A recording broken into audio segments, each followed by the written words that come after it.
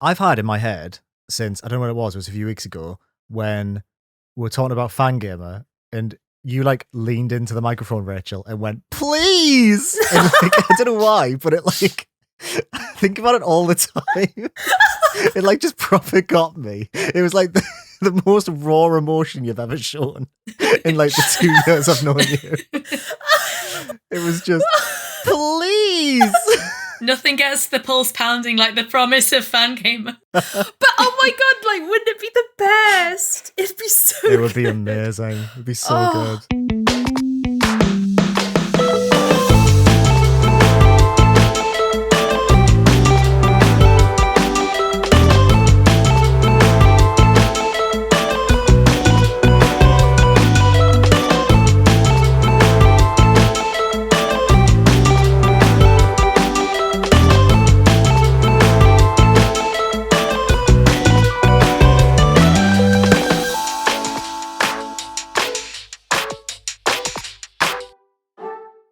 Hello everyone and welcome back to Indieventure, a podcast all about the wonderful world of indie games. Happy New Year, it's 2024. It's officially our second year of bloody making these podcasts.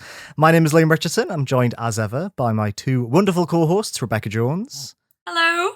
And Rachel Watts. Hello. Before we dive in, I am going to do a bit of a call to action. Now, as three people who hate to self-promote, this is going to make all of us cringe, but I'm going to do it.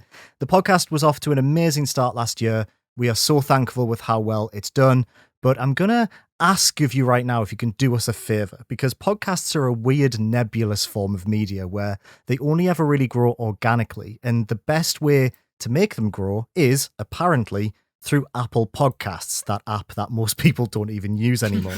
But I do know that about 800 of you are listening on Apple Podcasts. So I'm asking, this is the only time this year I'll ask you to do this. If you can pause the podcast at the end, or when I tell you what to do, don't pause it now, you'll have no idea what I'm asking you.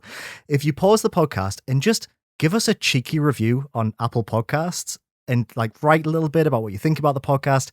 If only 10 of you do that, it will rocket us into people's recommendations, and that will be an amazing start to the year for us. So if you enjoy this podcast, if you like what we're doing, if you could just do that for me, that would be amazing. But as always, please do remember, 5 stars, brilliant. 4 stars or below, it's fine. It's fine. Not everything's for everyone. No one's given us less than 5 stars yet, which makes me think that people are taking that seriously, which is nice. What is it? 4 stars below. We don't want to know. That's it. That's what we say. Just walk away. Do something else with your day. But yeah, if you could do that, all three of us would really appreciate it. And if you're not on Apple Podcasts, I mean, you can rate us on Spotify. God knows what that does. Pocket Casts is an island upon itself. No idea how that works. But if you're on Apple, we'd really, really appreciate it. Now, I hate saying that. I feel suitably rotten after asking people for promoting this thing that we do. How are you both? Did you have a nice Christmas? Yes, it was great. It was Yeah. so cozy Excellent. and nice. Did you watch Chicken Run 2, Dawn of the Nugget? No. No. Did you not? No. No. Oh. Well, We've talked one about of us this. is committed to the bit. You'll have to tell us about it because that title, I thought we talked about this. I was like, that title does not entice me. There's no punnage going on, so I'm going to give it a miss. Dawn of the Nugget doesn't sound like a sequel that I would watch. I'm judging it on that alone. But how was it? Was it Yeah, it was interesting? bad. Was it good? No, Was it was it? bad. Right. I heard bad things, Yeah. so I didn't watch like it. It's the same movie again, but not Is as good. it? Yeah, What? they just break in somewhere instead of break out, and Oh. Mrs. Tweedy's back. What a reveal. I honestly lost interest when I heard that they replaced most of the voice cast from the original movie. Yeah, all different people. Oh, my God. really? Yeah. Speaking of replacing most of the voice cast, I'm going to address the elephant in the room and say I have just got over COVID, so I'm not being voiced by a different actor this week. I just sound a bit different potentially. Yes, playing Rebecca this week, we have Jennifer Hill. Hey. Welcome to the podcast. But yeah, no, that was my Christmas. Was I was largely completely flattened by COVID, but weirdly still had quite a nice time. How many episodes do you think we have where we mention that one of us is unwell? Because I think it's yeah. quite a high Yeah, percentage. it's every other Yeah. episode, I feel. Generically unwell most episodes. This is only the second time I think one of us has specifically had COVID recording. Maybe True. third. Yeah. Anyway. Yes? I feel like I've had a cold for half of our episodes. Oh yeah, it's just one of us has for sure.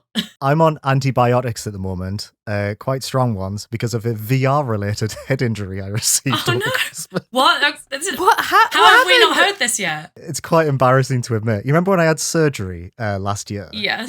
To get like a cyst from my head removed. Well, I still have cysts on my head because I'm a gross goblin-like creature. And the VR headset, I was playing Asgard's Wrath 2. And I think the high intensity action was so much that it split a cyst on my head. Oh no, that's bad. Oh god. And it got infected. So that's my review of Asgard's Wrath 2. Youch. I really, would be my review for that. I really feel for you, but that is the way you frame that story is funny. Not the story itself, but the way you've chosen to tell it is very funny. Yeah, it's I was in a walk-in centre on New Year's Eve. Not the best way to spend 3 hours of my life, let me tell you. Speaking of regrettable things that happen to people, that's a terrible segue. Do you want to have a quick chat about awards? Brilliant segue, okay, notes. I did not know where you were going with that. I was like, is he going to like out me and Rebecca for something? I don't know. Out you, but what? Like cancel you, but I was like, where's he going? I'm always on edge, Liam. I don't know where you're going. Yeah, I think I've forgotten how to podcast. I feel like I've been talking for quite a while already, and my adrenaline levels. Fuck me. Right, I'm just gonna keep talking. Right, did we see the bloody Steam Awards? Because we need to talk about these Steam Awards. Yeah, I've seen it.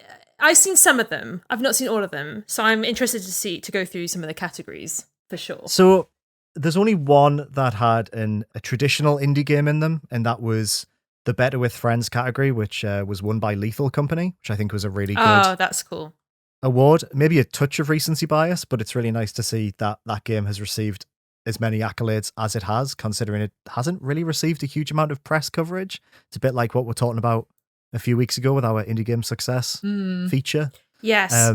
So good on Lethal Company. I mainly want to talk. This doesn't really fit within the realm of indie games, but it's so ridiculous. I just want to get your takes on it. That Labour of Love was won by Red Dead 2, a game that hasn't received any substantial updates in years.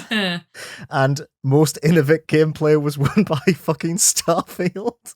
Oh, I know. My soul. I know. My soul. Do we think that this was gamers doing a bit, and that's why they've both won awards, that they were voting for them intentionally, ironically, to prove a point? I've heard that as a theory. Surely. Certainly. I don't. Or is democracy dead and we should never trust the will of the people? I mean, the thing that kind of I thought about when I saw the Steam Awards results, I guess, was I don't know. I never really paid that much attention to the Steam Awards until recently, but I have been for years and years quite interested in the Goodreads Awards. Which you guys use, you use Goodreads, right, Liam? So you kind of... Yeah, I use Goodreads, yeah. And the thing that I always think about when I think about like fan-voted awards or like community-voted awards like that is that every year Stephen King's new book wins Best Horror Novel in the Goodreads Awards. And I say this as a massive Stephen King fan. He has not written a horror novel since 2014. So it just kind of demonstrates that like, fair enough, you choose to have the fan community like vote on things, and this is completely like, it's fair if that's what the community wants to do, but it brings with it a lot of like bias and assumption like that. And there's a lot of like, people are not obligated to have played everything that could be nominated in a category. If you've only played Starfield this year and you loved it, then fair enough. Starfield is like the best game you've played this year, and that's completely legitimate. And most people play like 5 games a year, not like 35 like we might play. 4 was the average according to that Steam roundup. I was surprised by that. Oh yeah, the average wasn't it? Player plays 4 games a year. Yeah. Was it? Ooh. Yeah, it's 4 or 5 for Steam players most years. Like obviously we have a very skewed view on this because we play dozens of games a year professionally. But yeah, I always just find it really interesting because I'm like, I love Stephen King, right? To bring it back to my sort of like semi-analogy, I love Stephen King, but he's not even written a horror novel in a decade, and like I don't think it's necessarily that he writes the best book every year. He's just the most read. Let me tell you, Rebecca, I suffered through Fairy Tale towards the end of last year, which is why there was no sad books at the end of my hyperfixations for a few episodes. What a waste of my fucking life. I'm with you on that one. Fairy Tale did not activate the neurons that I usually get to experience. Total wank.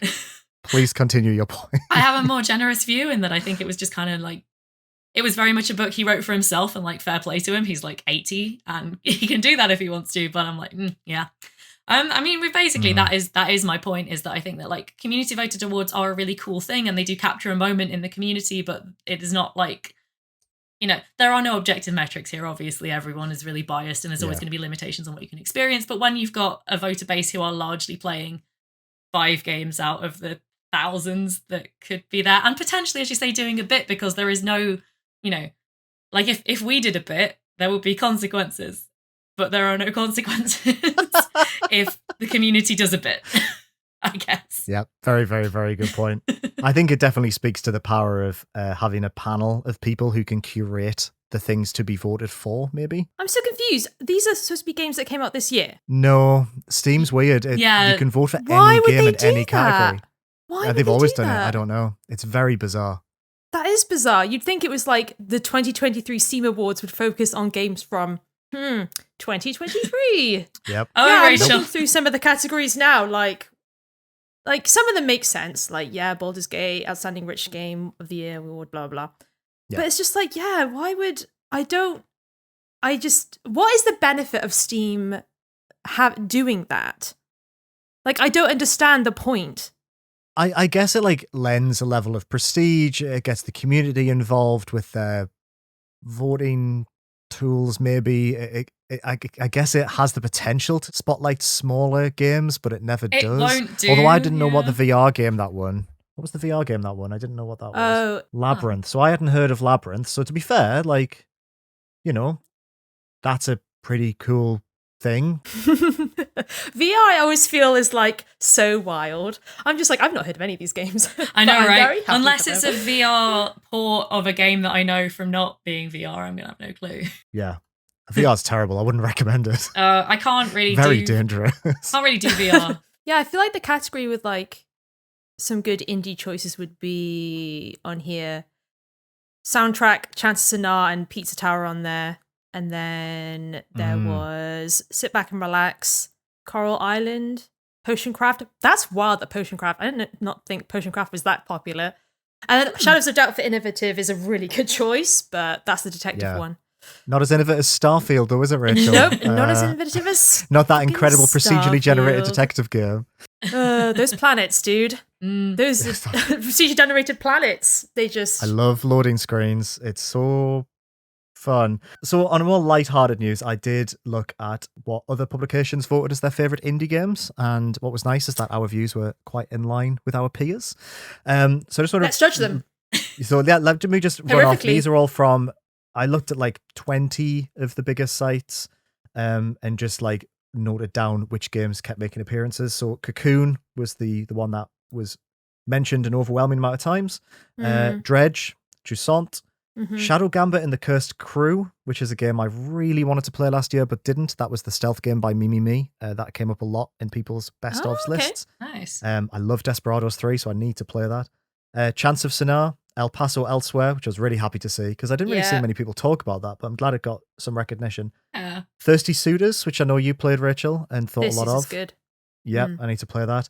And Venba, which I did actually play over Christmas lovely. and really, really liked. Cried like a bloody baby at that game. A lovely way to spend 2 hours. So also glad to see that. So yeah, what do we think about that? I mean, it really shows the range of games that were available last year, and nice to see that everyone was sort of aligned. Sad to not see Pizza Tower on there, to be honest. I thought that was going to get more accolades, but just There's really a couple slipped by people. Yeah, there's a couple I'm surprised about. Pizza Tower's definitely up there for one of them. I'm literally trying to think of the other ones we said. What else did we say? Goodbye Volcano High didn't show up as much as I thought it might. Yeah, I was thinking I'm not that. surprised at Like- that one. I think that one though is quite because visual novels, isn't it? Like some people really, Yeah, I mean, really. it's not actually a visual novel, but I didn't know that until I started playing it, so I get why people are like, Yeah. Cosmic Wheel Sisterhood didn't show up that much. That's But this is surprising. the thing. I honestly don't think that visual novel like queer games capture a lot of like attention, journalistic attention, just because like it's a very male dominated part of the industry. So I'm honestly not I'm not surprised that Cosmic Wheel didn't make the cut with any of them, and same with Goodbye Volcano High. I'm glad that Vember and Thirsty Suitors got recognition though. That's really nice to see people come through for those two games. But yeah, I'm not surprised that a lot of the queer games weren't on many people's lists. Briefly represent my day job and say that VG247 did put Cosmic Will Sisterhood on our best games of the year list. So hell yes. You did? Yep. I think you're one of the only publications that I saw that did that, to be fair to you. Big up your day job. Yeah. Just have to throw it in occasionally just because, Absolutely. In case they're listening. They're not listening. Instars. They're always listening. Yeah. I just download the podcast increasingly more each week to make it look like people are listening. I thought it was just my dad, to be honest, but there you go. It's just you and my dad. Based on you having bloody 26 people at yours for Christmas, I do think the Jones clan are the majority of our listener base, and I wish them all the best. I was going to say. It's quite possible. It's quite possible. All our Uber fans in one place. It's really nice that you had an Indieventure convention for your Christmas party, Rebecca. I love that. It did actually come up several times, which was quite sweet. Oh, that's nice. Yes. I just break down in a cool sweat whenever someone mentions anything I've ever done publicly. I'm just like, oh, please don't watch that. I appreciate that you do. It is weird. Like, I was talking to my uncle at this Christmas party, and he was like, "It's so weird to be talking to you like in real time because I'm just used to, I haven't managed to see him many times this year, and so he was just like, oh, I'm used to just hearing your podcast, and I was like, oh my god, yeah, that's so weird." Aww. Bless. I do want to give a very quick shout out to friend of the podcast, Scoob, who made maybe the first piece of official Indieventure merch. Yeah, it's so good. He made It's this iconic. beautiful framed picture of a pine cone that says Liam like crunch. It's beautiful. It really I was flabbergasted when he gave me that at Christmas. So yes, thank you, Scoob. I know you're listening. Be safe. I know you listen while driving. Cool. Keep your right. eyes on So the road. this episode, I don't think I've actually said what this episode is. Have I forgotten how to podcast? We're 18 minutes in. I haven't said It's what all the right. episode. It's all right. We can start from here. This is the real start of the episode. Craigie. Okay, this week we are talking about our most anticipated indies for 2024, and we will also be having a quick chat about some lovely games we played over the Christmas break, which I am actually still on for another 3 days, and I never want to go back to work ever again. Ooh, very nice. Shall we dive into our first section? Yeah. Let's go.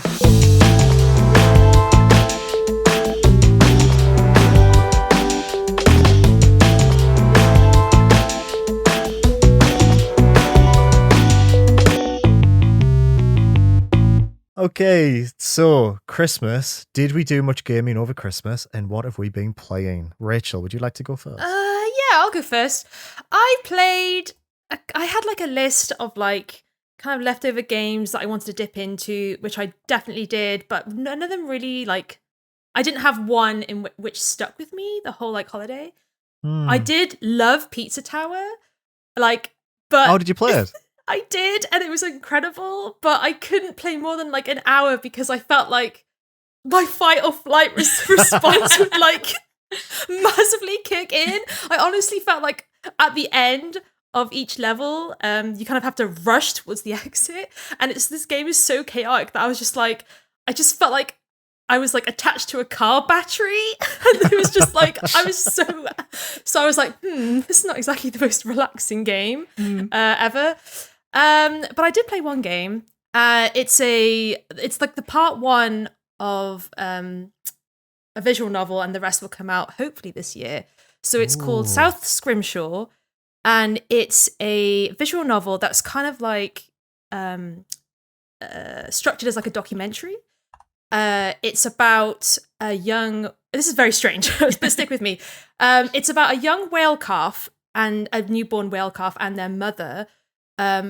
And it's kind of like this nature documentary following them through this alien ocean. And so it's narrated like David Attenborough style. And it's, in the same way you watch these documentaries.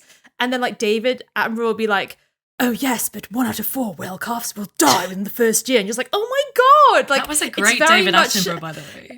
Yeah, that was a really good David Attenborough. It's really good. Okay, but I honestly love David Attenborough. Like, that's probably why I love this game so much. And like, One of my favorite David Attenborough documentaries is Blue Planet. I love Blue Planet. It's like, I used to watch it so much when I was a kid. So yeah, this game about these whales. But what's cool about this game, because that's not very cool. What's cool about this game is that it's like an alien ocean, and the way that the mother and this calf have to survive in this like kind of new ecology is so cool. So like this whale in particular, each whale mother will have different ways of surviving, being that wearing like the carcass of like another animal to like kind of deter predators. But this mother, she has like a garden, that's what they call it, on her back, which is like filled with different creatures, and she looks like a moving island, like underwater. So it like deters predators, and it really goes into detail about like the symbiotic relationship between like this whale and this like ecosystem on her back, and how they like work in accordance with each other. But then on top of that, there's subtitles, and sometimes a word will come up in red, and you can click on the word, and then a different narrator will tell you the definition of that word, which hints at like the human society, or like a future society of humans, and like how they are living. So you have this story about these whales going on, but also you get glimpses into like the planet, like Earth in the future, or Earth on a different planet, and like how that's going, and how society is, and like snippets of like military and government, and it's just really cool, and it's very emotional because obviously it's about like cute animals. But also, yeah, it's like sci-fi, like speculative sci-fi. It's 2 hours long. This is part one. It honestly was really good. I think I would have put it in like some of my best games of the year if I played this before the podcast. I think because for me personally, love the ocean, love nature documentaries, and it just hit that really good sweet spot of being like really heartfelt, but also something is amiss. Like this alien world is not. Like, I really like In Other Waters. In Other Waters is the same kind of game made by the Jump Over the Age, who did Citizen Sleeper, which I loved. And it's kind of the same thing, like games that kind of deal with ecological systems, and like they are so detailed that you believe like this alien ecosystem. So yeah, South Scrimshaw was one game out of all the others I dipped into, which kind of really stuck with me. And like, I'm so excited for its release this year. Like, sometimes clicking through visual novels, normally I like a bit more going on, but this one was so captivating. And like, it's just full of like drama and like heartbreak. And this whale cub, I need them to be okay. Do you know what I mean? Like, I need them to be okay. Oh, I know exactly what you mean. You know, you watch these nature documentaries and you're like, oh my God, they're not going to survive. And the narrator's like, oh, maybe they won't. And you're like, don't do this to me. That is this game. It's like, stop teasing me. But yeah, it's really cool. Yeah, wow. South Scrimshaw, part one. And it's free, so you can totally just play 2 hours of a cool visual novel. That's very cool. Always on the lookout for free games I can recommend to people. So that's really really nice. I was very impressed. I didn't think I would be as impressed as I was. So it's really, the concept is really ringing a bell. I think I've read a book that's similar to that. Like, if you like it, really? And I think it's the Long Earth series by Terry Pratchett and Stephen Baxter. So like, I recommend that series if you like it, because it sounds like the stories have like similarities in them to the point where it's got that kind of like ecological story running through it, and it's got like the sort of like floating island consciousness running through it and stuff like that. And it's got like, yeah, little bonus recommendation there. If you like one, you may like the other, because like, yeah, this has got me thinking about, I liked those books, I read them when they came out, and now I'm like, this game sounds like it would really complement that series. It sounds so rich. Like, yes, so I was surprised. Well realized. Yeah, it's really detailed. Like, I'm like, do people who like write about like ecology or like nature's system in these games, like, are they like actual scientists or something? Because I was like, the amount of thought that goes into, and there is a lot of thought that like goes into each creature, and like the way these whales behave, and like how different environments affect them and their habitats, and it was so interesting. I was like, if this is like about real whales, and I'd be like a whale expert, but it's not. It's about alien whales. So what can you do? Do you think if you understand ecology from a scientific perspective, you probably can apply the theories to fictional situations, though. Oh, Like if you understand absolutely, how yeah. animals evolve and adapt, then Yeah. so it probably is written by people who have degrees or experience in ecology, I imagine. Yeah. I just saw a review there on Steam that said if you're a science ecology nerd, you'll love this. That sounds, So yes. clearly people who know what they're talking about are getting a lot out of it because it must be well realized, right? So That's so nice. There's What a lot cool of as shit really creative recommendation. people in that field as well. Like yeah, a absolutely. lot of really Yeah. really good speculative fiction authors. Like I'm thinking as well of Jeff Vandermeer, whose books I absolutely love, and he's like very Yes! well informed on. I don't know if I can't remember if he's trained in it, but he's certainly very well informed, and like most of his social media is about his interest in like local ecology and stuff. Interesting. What was his book? It's like Oh. one of my favorite books of all time. Is it the Southern Oh Reach my god, trilogy? what is it called? Is it? Yes. They're some of my favorite books as well, Rachel. How are we Oh having my this bonding god, moment? Southern Reach. Annihilation. Yeah, but what's the first one? Annihilation. I Annihilation. love that trilogy. Annihilation. Yes. Dude, Annihilation. I watched the film years ago, didn't think much of it. Read the book.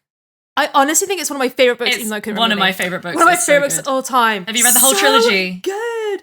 I've started reading the second one, but I'm terrible with books that literally over like 400, 500 pages. I'm very bad. I'm so sorry. But yeah, I really want to read it because So good. I think Authority is the closest I've kind of read to something like Control. Control as a book, as well. isn't it? It is Control as a Right? book. It's Control as a book. Yes. Oh my god. Yeah. Do you know he's doing a fourth one this year? He's doing the fourth book. So the second book in this trilogy, called Authority, is the closest book that I've kind of got Control vibes ever. Mm-hmm. So if the first one is like an expedition, kind of stalker, kind of an expedition into like this weird realm.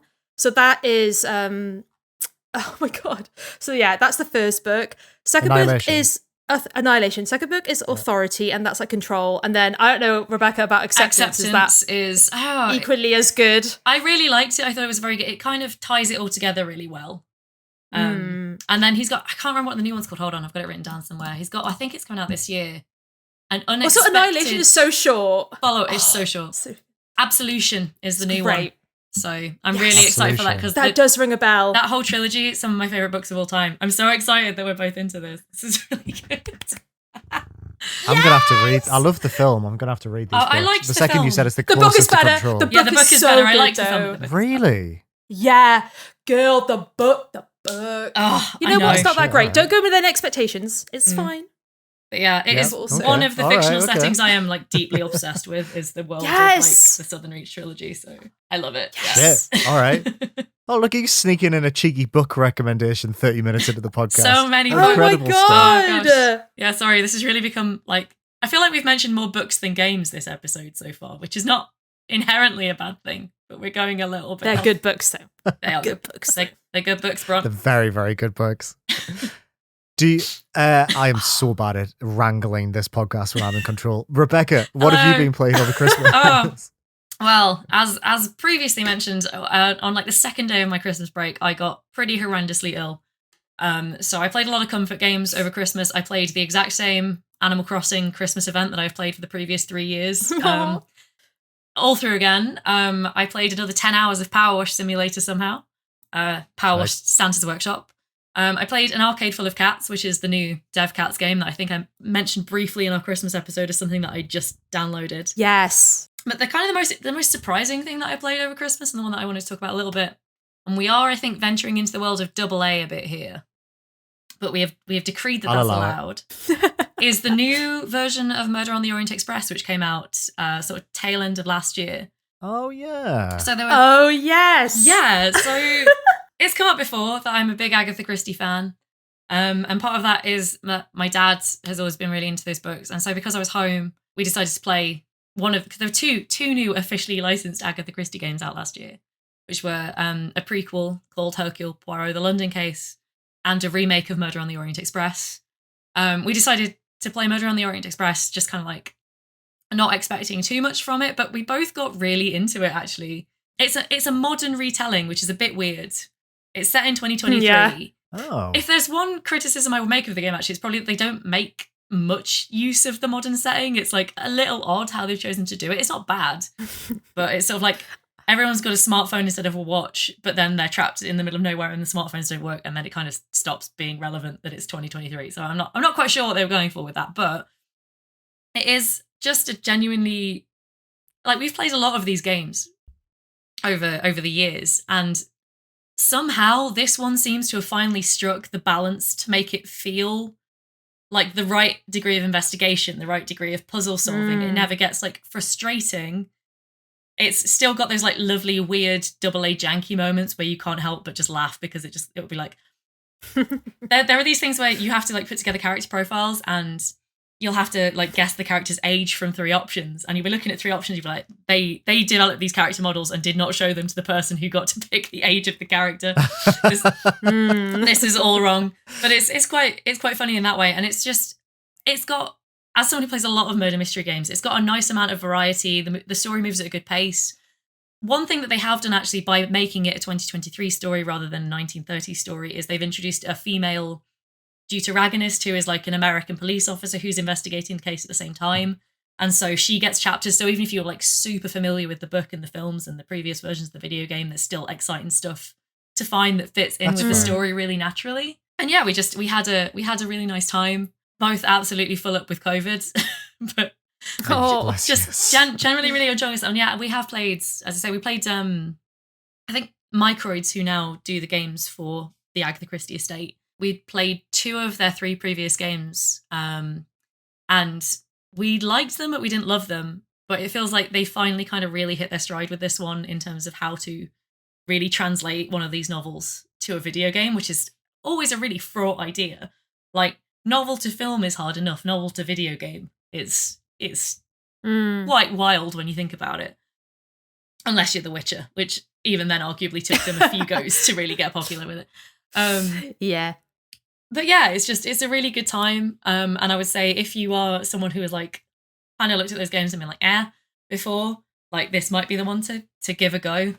Just because it's weird and cheesy in the way that Double 8 always is going to be.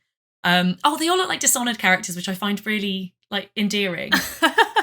I don't know why. It works. As a visual style, it really works. As a visual style, it's lovely, but because I play a lot of arcane games, I'm like, why does everyone look like Dishonored? But I'm not mad about it. I like Dishonored. Yeah, it's just a really fun time, and it was a nice, family Christmas mystery game to get about 30% of the way through, because we both play games really slowly and then say, I guess we're playing this every time we see each other all year. Oh.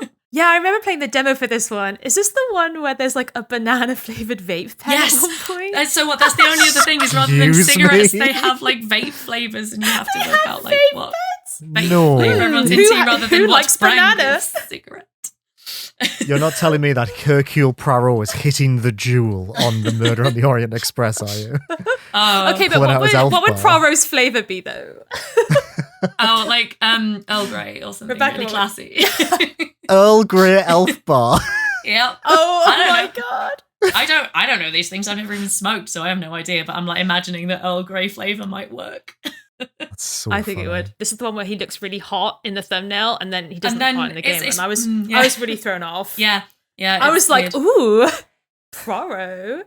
Played the demo, and I was like, oh. I mean, it's not. It wasn't like a. It's not a reason not to play the game. It's not bad. It's just like why. I was like, okay. Why have they given him the sort of classic, not very representative dating profile picture on the thumbnail of this video game? I get it. Yeah. It's like, babe, use an up-to-date Tinder profile. Like, use a photo from this year and hold up a newspaper. But like, it's just there are just hilarious moments in it as well. And like, another thing that I really love is that they sort of have to introduce a little element of some sort of collectible, right? Because it's a video game, so it has to have collectibles. Yeah. So there are these like golden mustaches that you're just finding, like solid gold mustaches all through all the levels. And, no, come on. There's one really harrowing bit though, because obviously if you're familiar with the story of Murder on the Orient Express, there is like a part in the backstory where like a child has died. And because of the way they've expanded the story, you actually play as the cop who's delivering that news to the parents. And just the cognitive dissonance between like, I'm going to look for this collectible golden mustache statue and like, I've got to go give a death notice to the parents of this dead child is like... They're not in the same pub. You can't find a collectible mustache. I was like, as no, you're about please to don't be deliver that. the news of a child. Oh my fucking God. They aren't. It's actually, That's it's done so better. funny. Just there was a moment where I was like, I don't know if I want to look for collectibles anymore because I like my next objective is to deliver the death notice of a 4-year-old girl to her family. And it's very tonally different from what we've been doing for the last few minutes.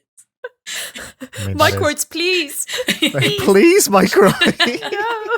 But like, I kind of love that ridiculous black comedy. So I was, even as I was like, this is so bad, I was like, this is a podcast story in a couple of days. It's so fun. I feel like it's a fun game. It's a very fun game. They're definitely like, I found that the prequel game that they did recently was like a little bit too just like, I enjoyed it, but it was like you kind of walk through the story and click through, and it's kind of visual novel-y with a little bit of like 3D overlay. The ABC Murders, what they did before, was a little bit too obtuse. I think they've, like I say, they've hit their stride with this one a bit more. And Nice. yeah, I'm excited to keep playing and find those golden mustaches and hopefully not find any more dead kids. It cannot be overstated how much that is always off screen in every adaptation of this story except this video game version. Oh my god. It's just in the corner of the room, a giant golden mustache hovering. Right, it's tonally very, very weird, you know, to have that be put on screen. I think maybe for the first time in the like nearly 100 years since that book was published, we've had that scene on screen. It's very strange. Oh, well, yep. I wish you all the best, Microids, on your continuing endeavours. Yeah, I'm having a great time. Go on then, babes, Liam. I have played so much over my Christmas break. I purposefully said to myself I wasn't going to do any work. The only time I've broken that rule is tonight, recording this podcast, which for me is actually quite... I normally work all the time on time off. So I have played 30 hours of Stardew Valley, which I'm not going to talk about here. I'm going to talk about in a future episode, I think. Is that with the mod?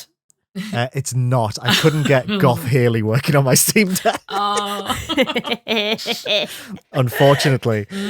But we will litigate my Stardew choices, I'm sure, another time. But that game is good, right? That Stardew Valley, pretty good. But the game that absolutely just took over my life for about a week before my holiday and a little bit into it as well was, of all things, House Flipper 2, which I enjoyed so much. I think it would have been on my list of favourite games from last year.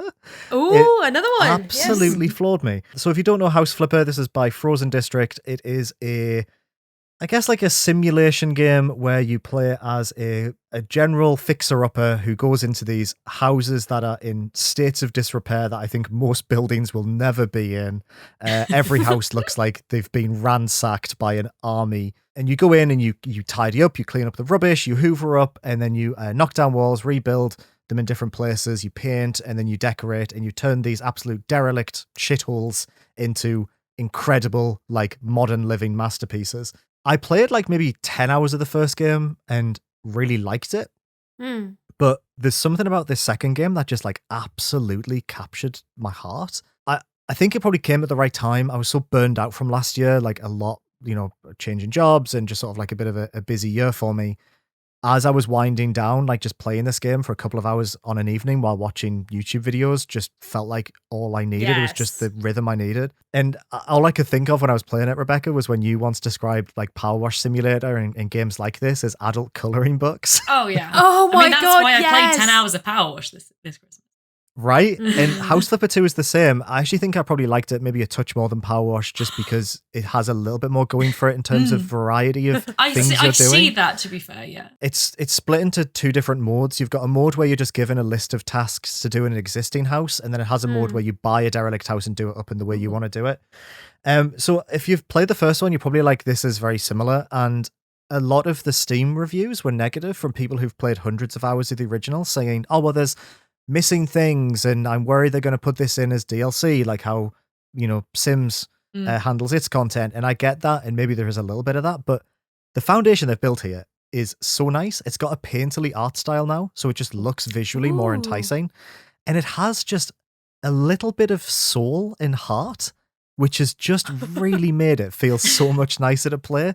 You get phone calls from the people who own the houses that you're doing up now, and they all have European accents. And it's just so delightful hearing them, like, I don't know, they're from Scandinavia, I think. And hearing everyone just speak English with this Scandinavian twang is just like really delightful. And it takes place in a coastal area. So there's like a little forest area, there's a little city area and a place on the beach. And the whole story of the game is you've come back home, and as you establish yourself as the best house flipper in the town, you eventually get to do up the community center. The story took me about 15 hours to finish, and I just had like a really nice time doing it. Aw. Your home base is your parents' house, so there's like post-it notes from your mum Oh, and instead of a dad. shack.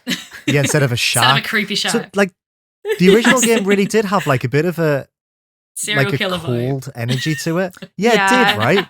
And this game Mm. just doesn't have that. It has like a warmth, it has heart, Aw. Oh.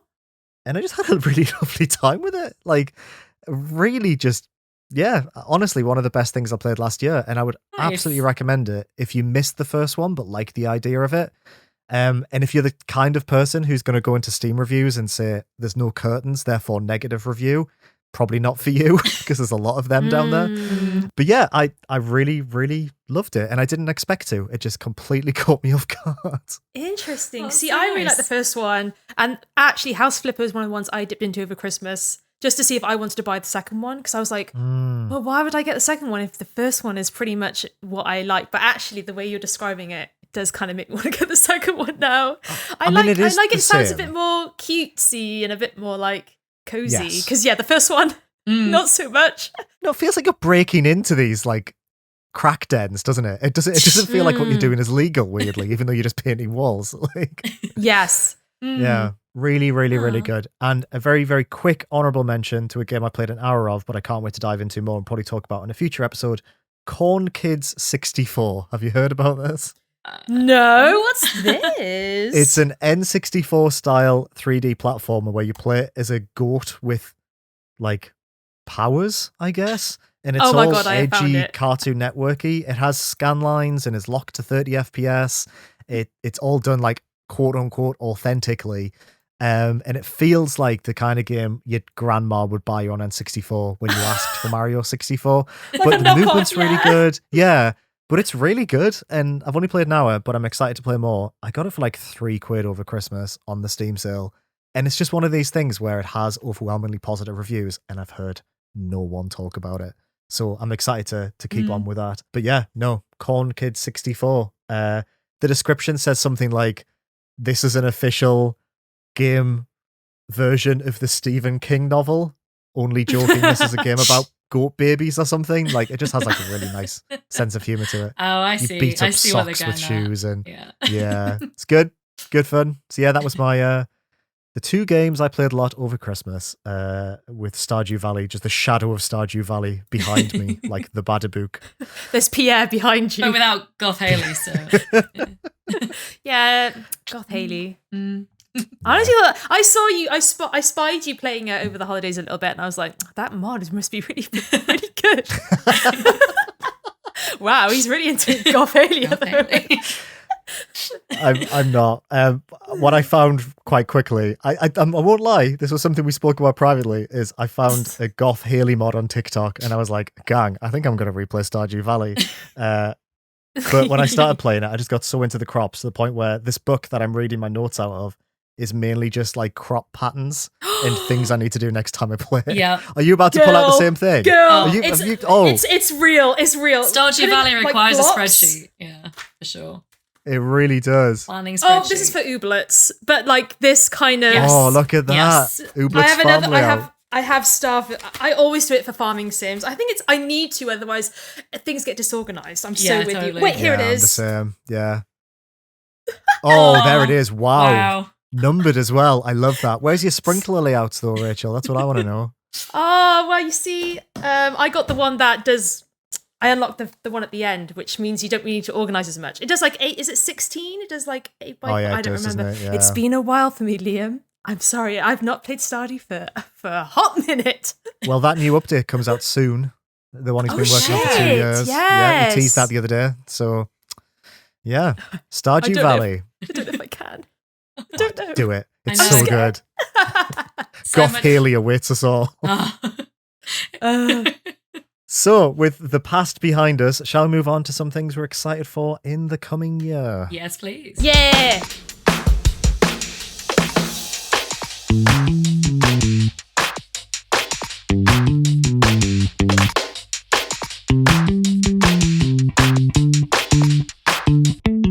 It is 2024, which concerns me. It has been 10 years since the Kim Kardashian app was first released. Found that out today. It's being shut down. I'll have you know. Oh, what a terrible I don't shame. even know what you're talking about. I don't want to know. When Don't tell me. when I was scrounging for freelance money, I thought it would be a really good idea to play it and pitch an idea. Did not get picked up.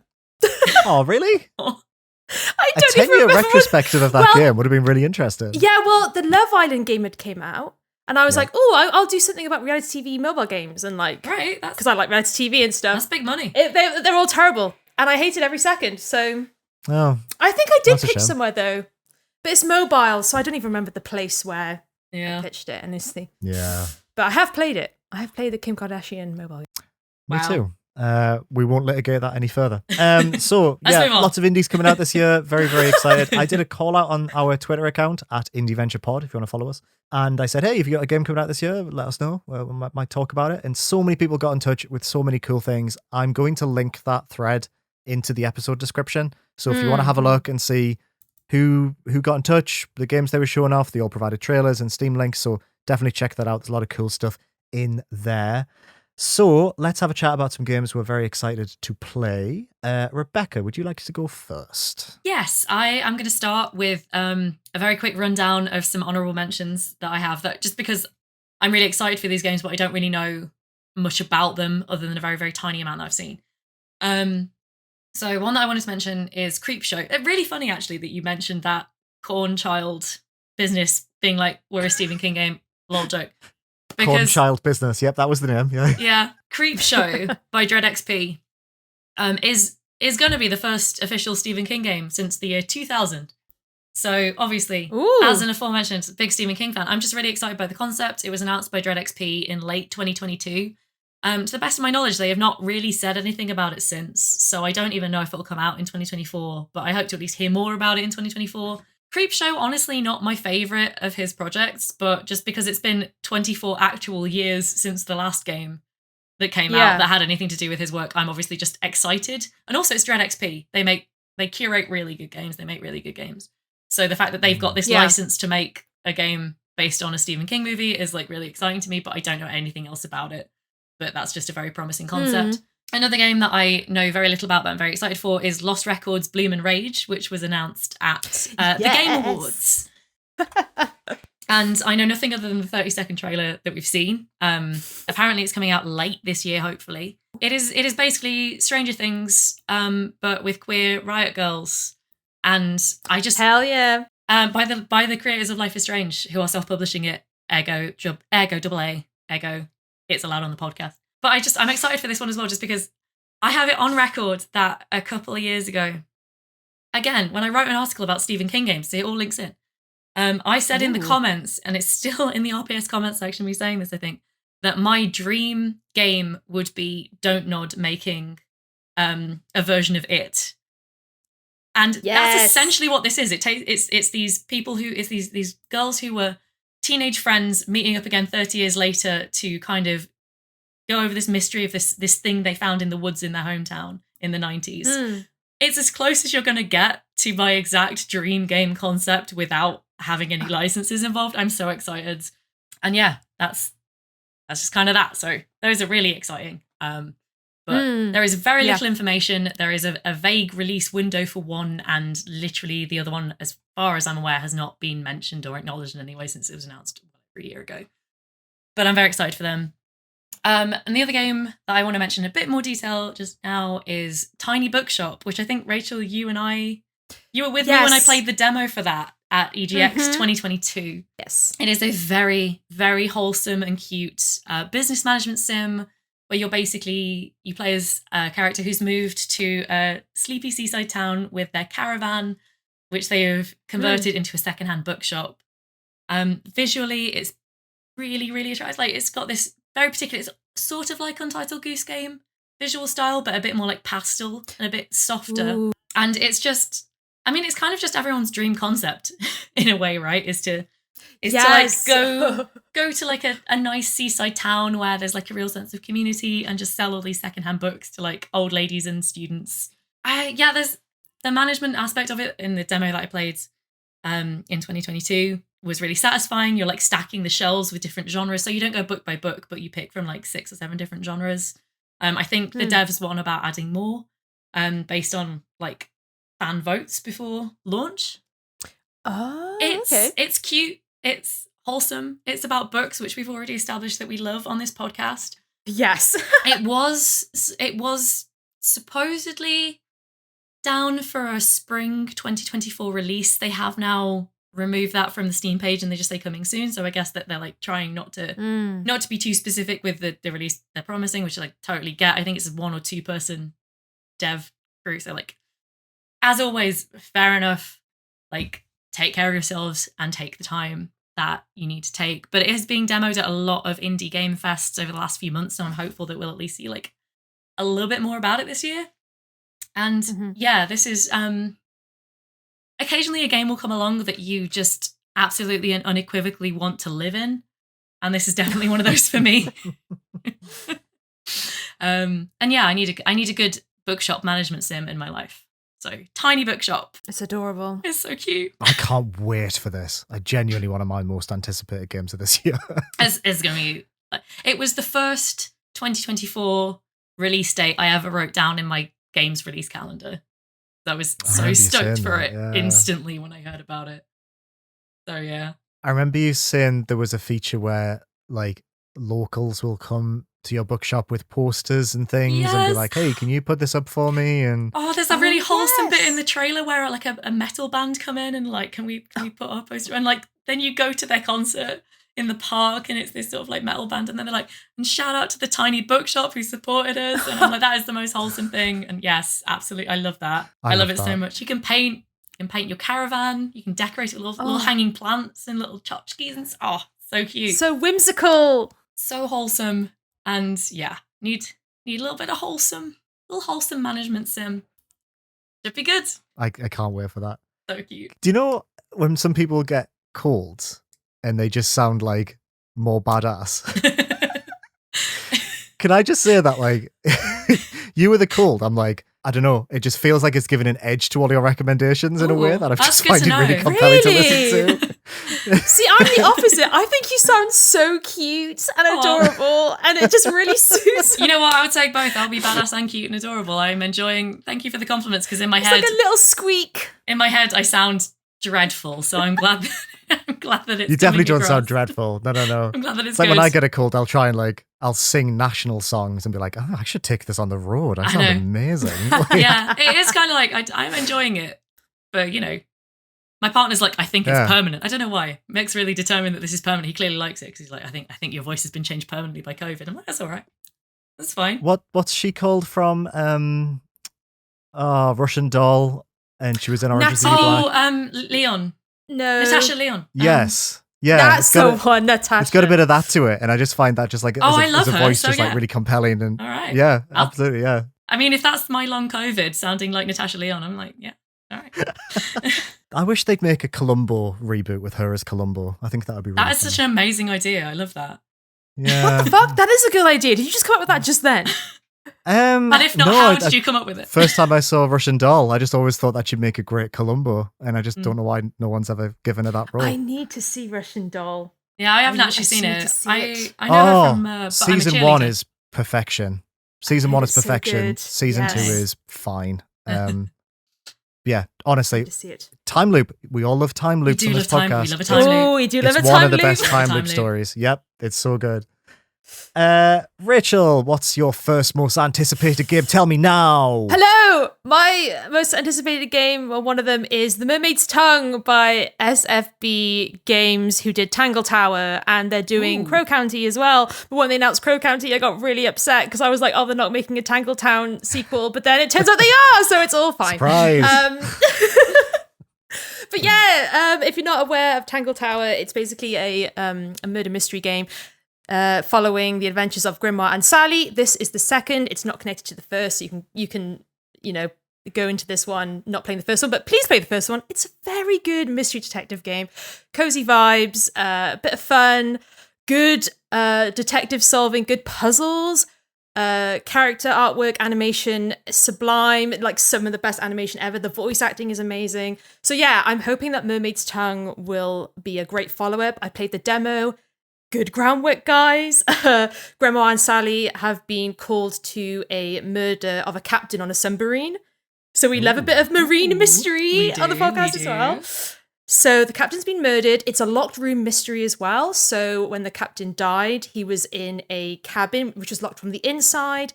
And the only kind of other relevant thing in the room was a cauldron that is just open, like next to the body. So it's very kind of like, it's already kind of like giving, locked room, mystery, super like supernatural submarine vibes.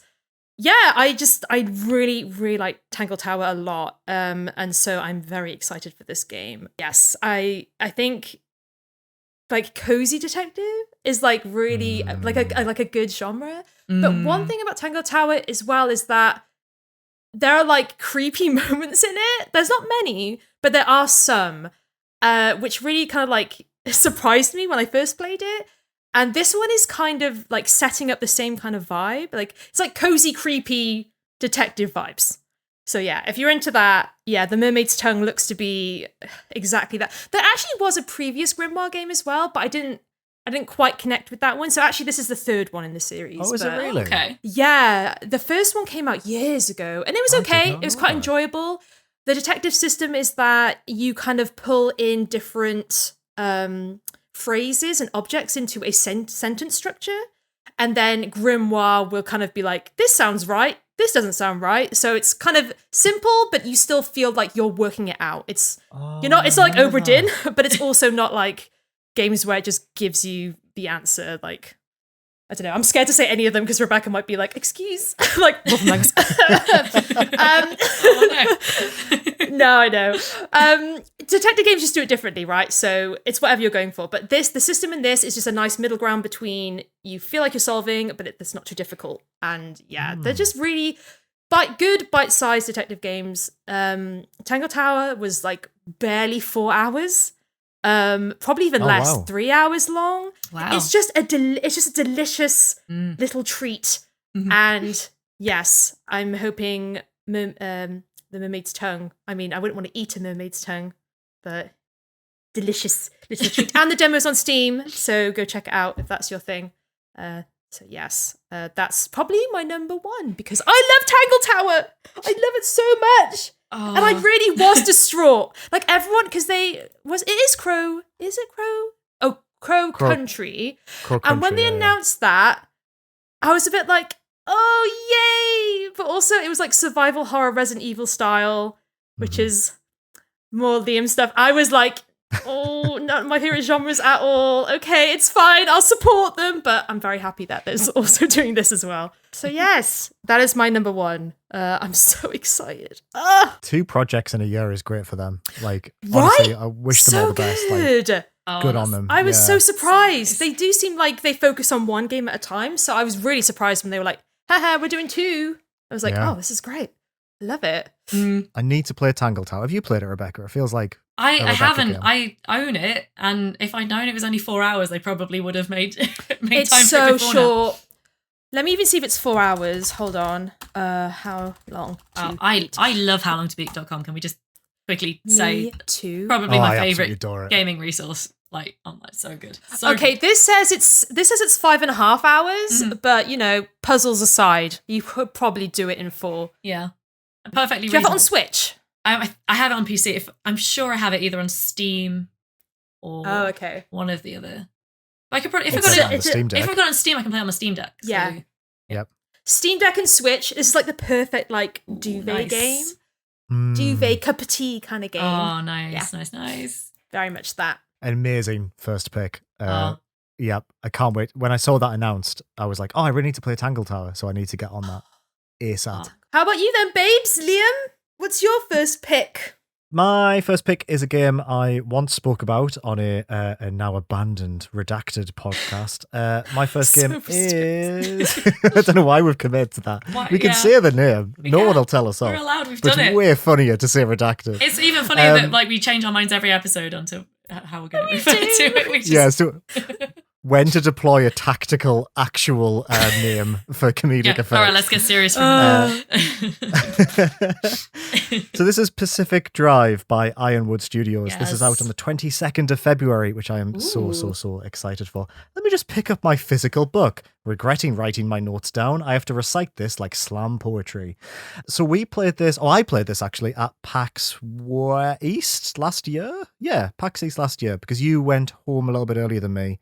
And I hung around and played this. And then Ironwood Studios made a meme of me talking about it, I think. They did, yeah. Maybe the first meme we ever had on the podcast. And my absolute seething jealousy. Yeah, you were just shouting at me for about 4 minutes as I talked about this game. This is a survival game that takes place in the Pacific Northwest in a fictional area called the Olympic Exclusion Zone. You play as someone in a beaten up station wagon full of cool retro 80s tech. It looks like something from Ghostbusters, a bunch of very clacky keyboards and fizzing monitors. And the aim of the game is to survive in this really just like fucked up area of forest and mountains where a bunch of supernatural anomalies keep occurring. And there's this horrific storm that if you get caught in it will just destroy you. I think it just atomizes you. So you've got this garage as a home base. You drive out into the exclusion zone. You collect certain objects. You scavenge for things that will improve your home base or your car. And you try and avoid all of these weird, horrible things that are happening. In the demo, there were things that would attach to your car or pick it up and try and flip it over, or rocks that would shoot out of the ground to you would slam into them as you're trying to escape out of these horrible storm zones. And I've always loved the idea of games like, I think it's called My Summer Car or Jalopy.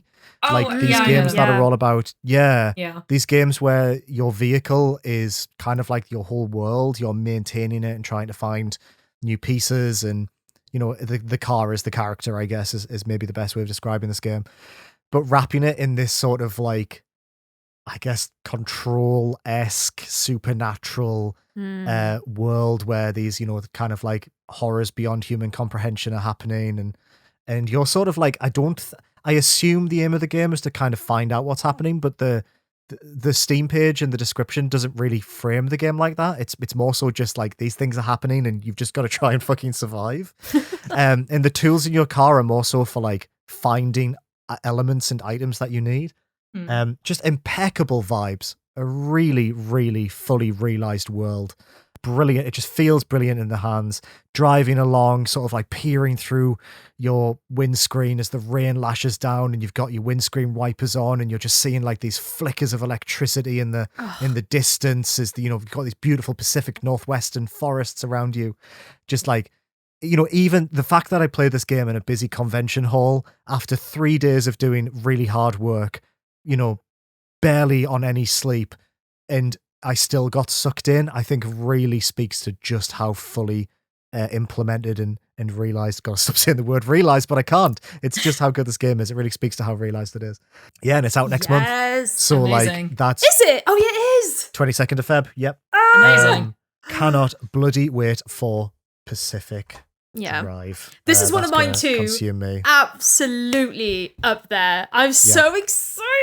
It's like you said, it's vibes. It's like pure, like, so many cool things about it. And like, oh God, I need to play it soon. I wish you play it soon. Oh God. Still jealous. Still won't forgive you. You talked about as well, like how tactile everything was. So you actually like move the it's an American car, right? So they have like park and drive, and you have to turn the key and you turning the wheel and stuff. And that is just like the tactility of that is so good as well. And you have to like put the wheel on and take the door off and replace it. Oh, that's so when you're like good. Putting new bits on, you've got to like replace the panels. You're right, and I think the passenger seat is a computer. So as you're driving, you got to pull over and then put it into park, turn the engine off, and then turn to your right and actually type on the keys to like look at your map. It's immersive. Honestly, it's just the lengths they've gone to immerse you in this world are so good and so effective. That's got such a promising vibe to it for me. Knowing less about it. Yeah. But I'm just thinking about like Dredge last year, and the way it took the fishing mini game thing that's like very big at the moment and kind of distilled it into this like perfect like focus on this one mechanic. And I've noticed lately, especially in like indie horror, there's been a lot of driving mechanics coming up in indie horror games. And it's really like the Chiller's Art games. I like Chiller's Art, everything in that sort of cars vein. now. There's always like a little bit where you drive a car around. And I'm just thinking like, is this kind of a similar iteration on a very popular concept that you see coming up, and then someone has the idea to make a game about that kind of like side story. And last time I saw that, it went really well. So that's a really hopeful like precedent for that. It's a really good point, actually. I guess the idea of like zooming by like a dark forest and just seeing a figure out the corner of your eye and then already being too far to sort of like understand what that was, especially when it's a first person perspective and you're in like this quite cramped station wagon. They've got so much potential to do fucked up shit in that game. That sounds so cool. And like Pacific Northwest, I'm kind of in already, with the saying, but it's enough for me. I fucking love anything in the Pacific Northwest. Trio of Twin Peaks nerds over here. Just Abso-fucking-lutely. Yep, one of our defining things we have in common. Definitely. By the way, before we move on to your next game, Rebecca, as someone who has played a lot of Stardew Valley, you are wrong about that fishing game. I think it's great. What's your next game, Rebecca? I'll give you an opportunity to counteract that. It's all I'll say. I'll say. We will fall out over this. Rebecca, what is your next game? All right. Sorry, I need to recover from that. That was so savage. That drive-by, ironically. Anyway, my second pick is another Dread XP game, actually. Very excited for what Dread XP have lined up this year, which is Sucker for Love Date to Die For, which is the second game in the Sucker for Love trilogy that started with First Date back in, I think it was early 2022. So it's the second game coming out. It's slightly different. Actually, it's from seeing the demo, it's a pretty different format this time. And I admit, when I saw that it was going to be like different characters, sort of in the same central story, I guess it's kind of all going to come together in the third game, potentially. I was a little disappointed because, like, obviously it's a horror dating sim. So getting very attached to the characters is like a big part of that. And I've got a plushie of like my chosen wife from the first game sitting just to my left here. So clearly it worked and get me very invested in those characters. And I was a little bit sad to find out that they wouldn't be returning for this game. But actually looking at the demo, it's very exciting. It's leaning a lot more heavily into the horror from the start, basically, which is interesting. Ooh. The dating sim is kind of down. There's only like, rather than a dating sim this time, it kind of is a love story between two characters who are kind of like preset as the main couple. But what I like about it is it still riffs on what Sucker for Love is doing. So in the first game, basically you play as this guy who is just like literally stupid horny for eldritch abominations to the point where he is like ending his own reality just to get to kiss one. And like his defining feature is that he's just this ridiculously lustful person. So because the best thing you can do when you change main characters for a sequel is to have contrast, the new protagonist is an asexual woman. So she's homoromantic but asexual, and so she's immune to all of this eldritch lust bombing that's happening in the universe. So she encounters one of the other beings that's been summoned through all these spells that are being brought in, and she like really falls hard for this woman, this goddess that she meets, but she is unaffected by the magic that's being cast because it's affecting people's libido. So while there is like this real romantic streak, she's kind of walking around like, okay, so I've got to like save my hometown, I've got to save like my girlfriends, and it's just got a lot of promise, and it front loads the spookiness a lot more, because with the original game it was a little bit creepy, but it wasn't until sort of the last third that things got like scary. Whereas in this one, you walk around, it's still a visual novel primarily, but it's a bit more point and click. You're walking around this woman's house. She's been like summoned home to her childhood home for the first time in years. She has a huge family. She has like 10 siblings. They've all gone missing. And so you're walking around this abandoned house looking at all this creepy shit that's happened, like, in all these kids' rooms and stuff. It is spooky, like you're walking down corridors and it just have that bit of like, oh, I don't want to go down there. It looks very scary.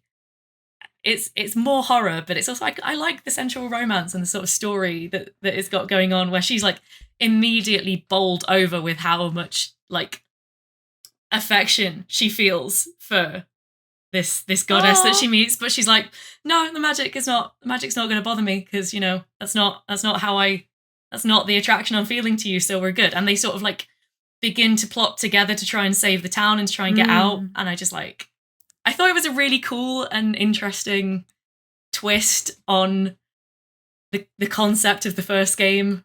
And I look forward as well to the idea that in the third game maybe the two main characters will meet, because I think they probably would have a lot to say to each other about, do you or do you not end the world because you're so stupid horny? God.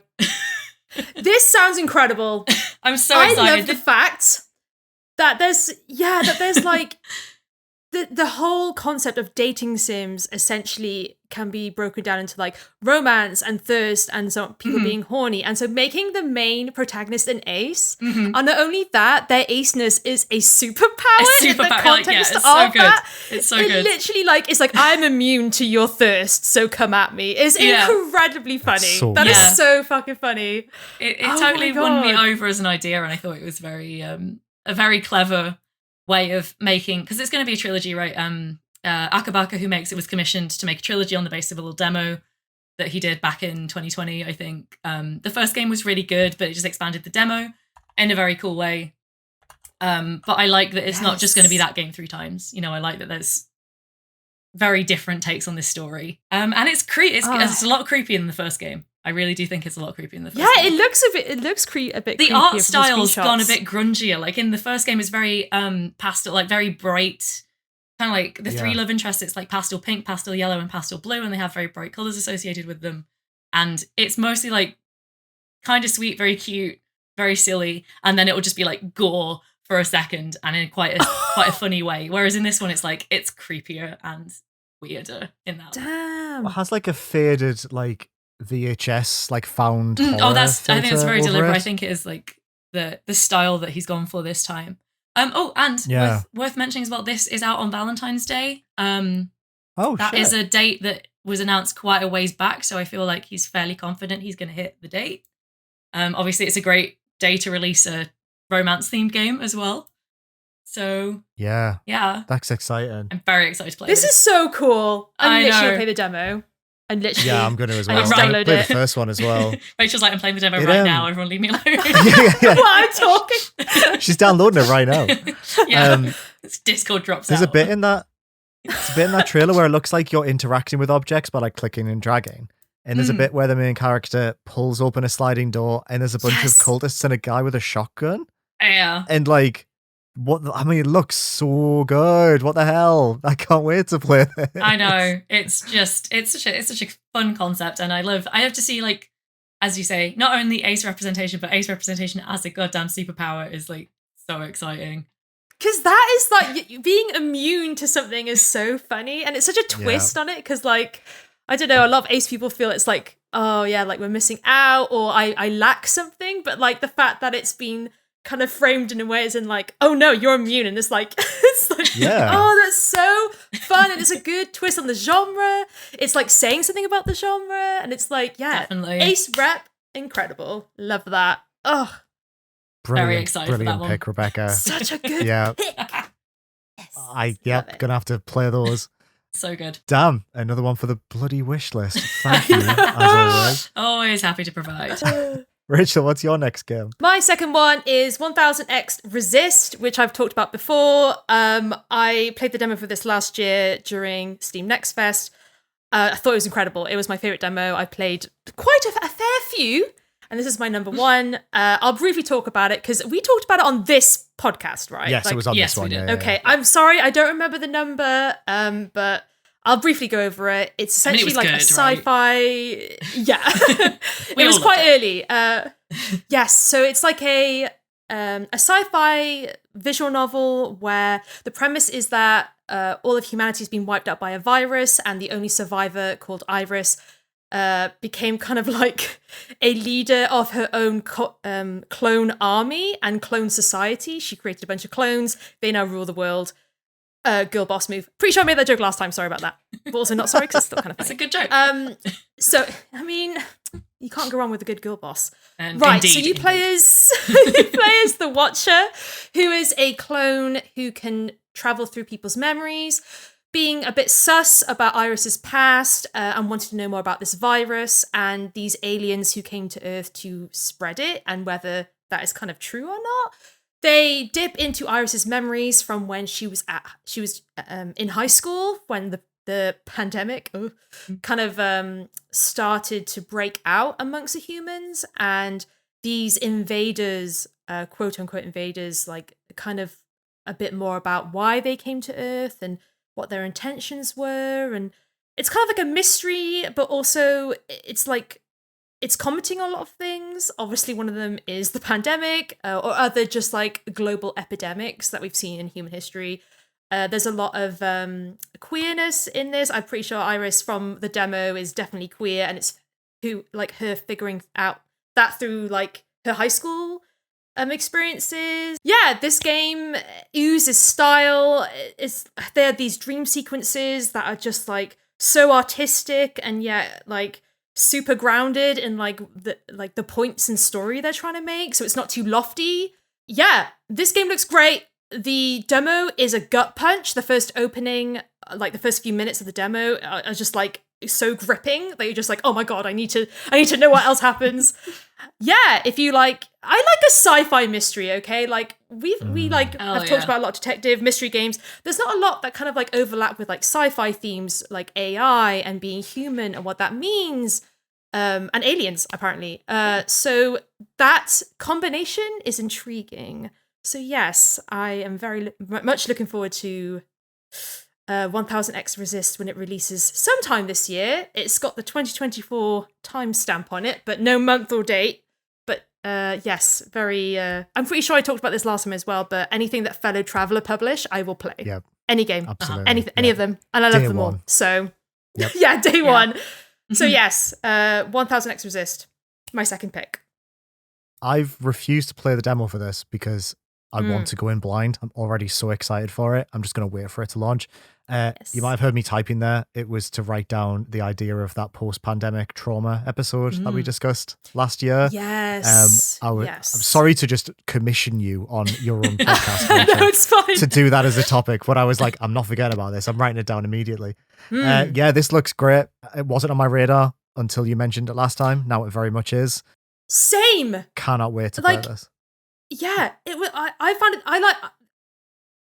Calm down, chill. It's fine. We're excited about video games. It's so exciting.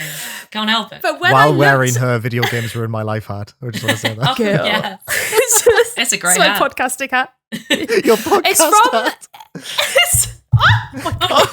Don't mind me. Just destroying the set. Punching her on microphone. I just headbutt my microphone with my video games ruined my life hat. What was I going to say? Yes, I was the same. I hadn't heard of this game until Next Fest. So congrats, Steam, for actually doing a good job at promoting certain upcoming indie games. Saw it had the Fellow Traveller publisher. It was like definitely going to give this a go. And yeah, absolutely blew me away. Yeah, dude.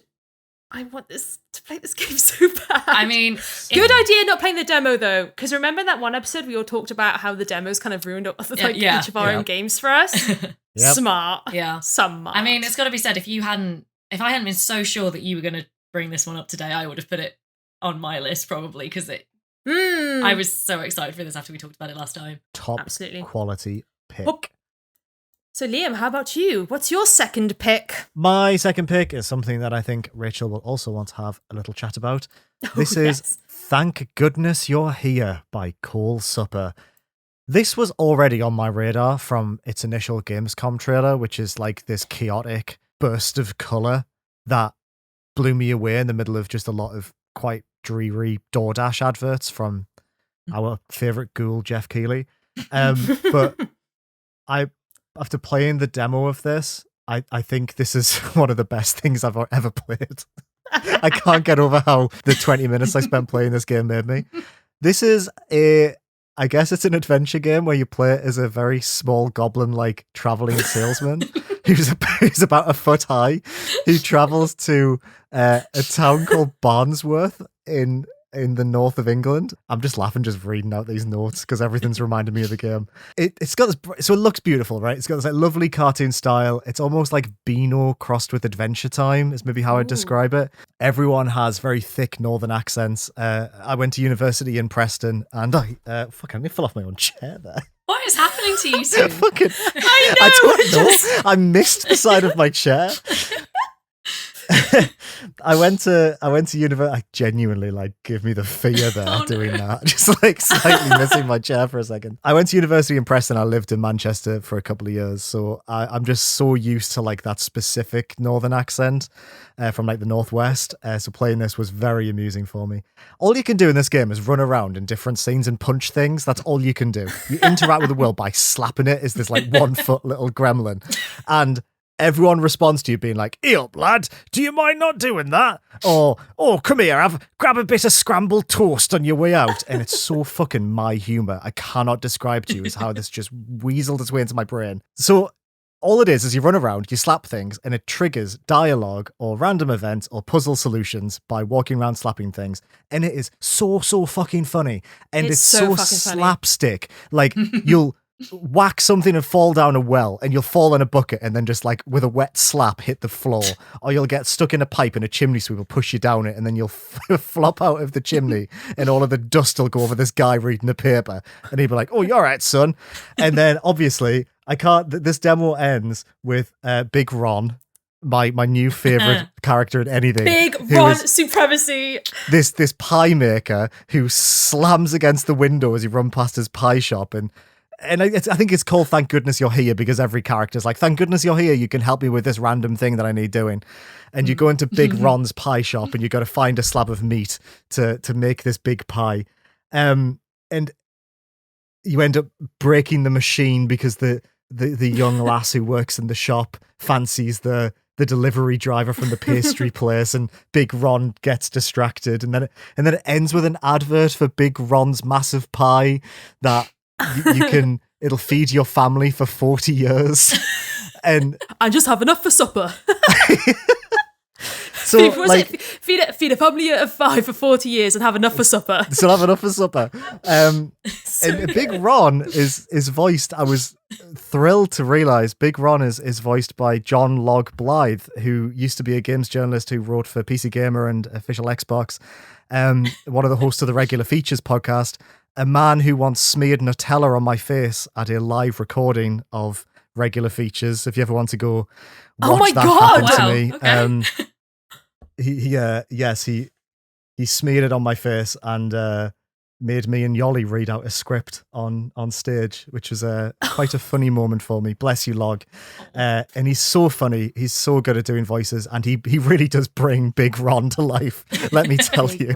It's like the performance of a lifetime. This is the demo. Yeah, this game makes me feel fuzzy when I think about it.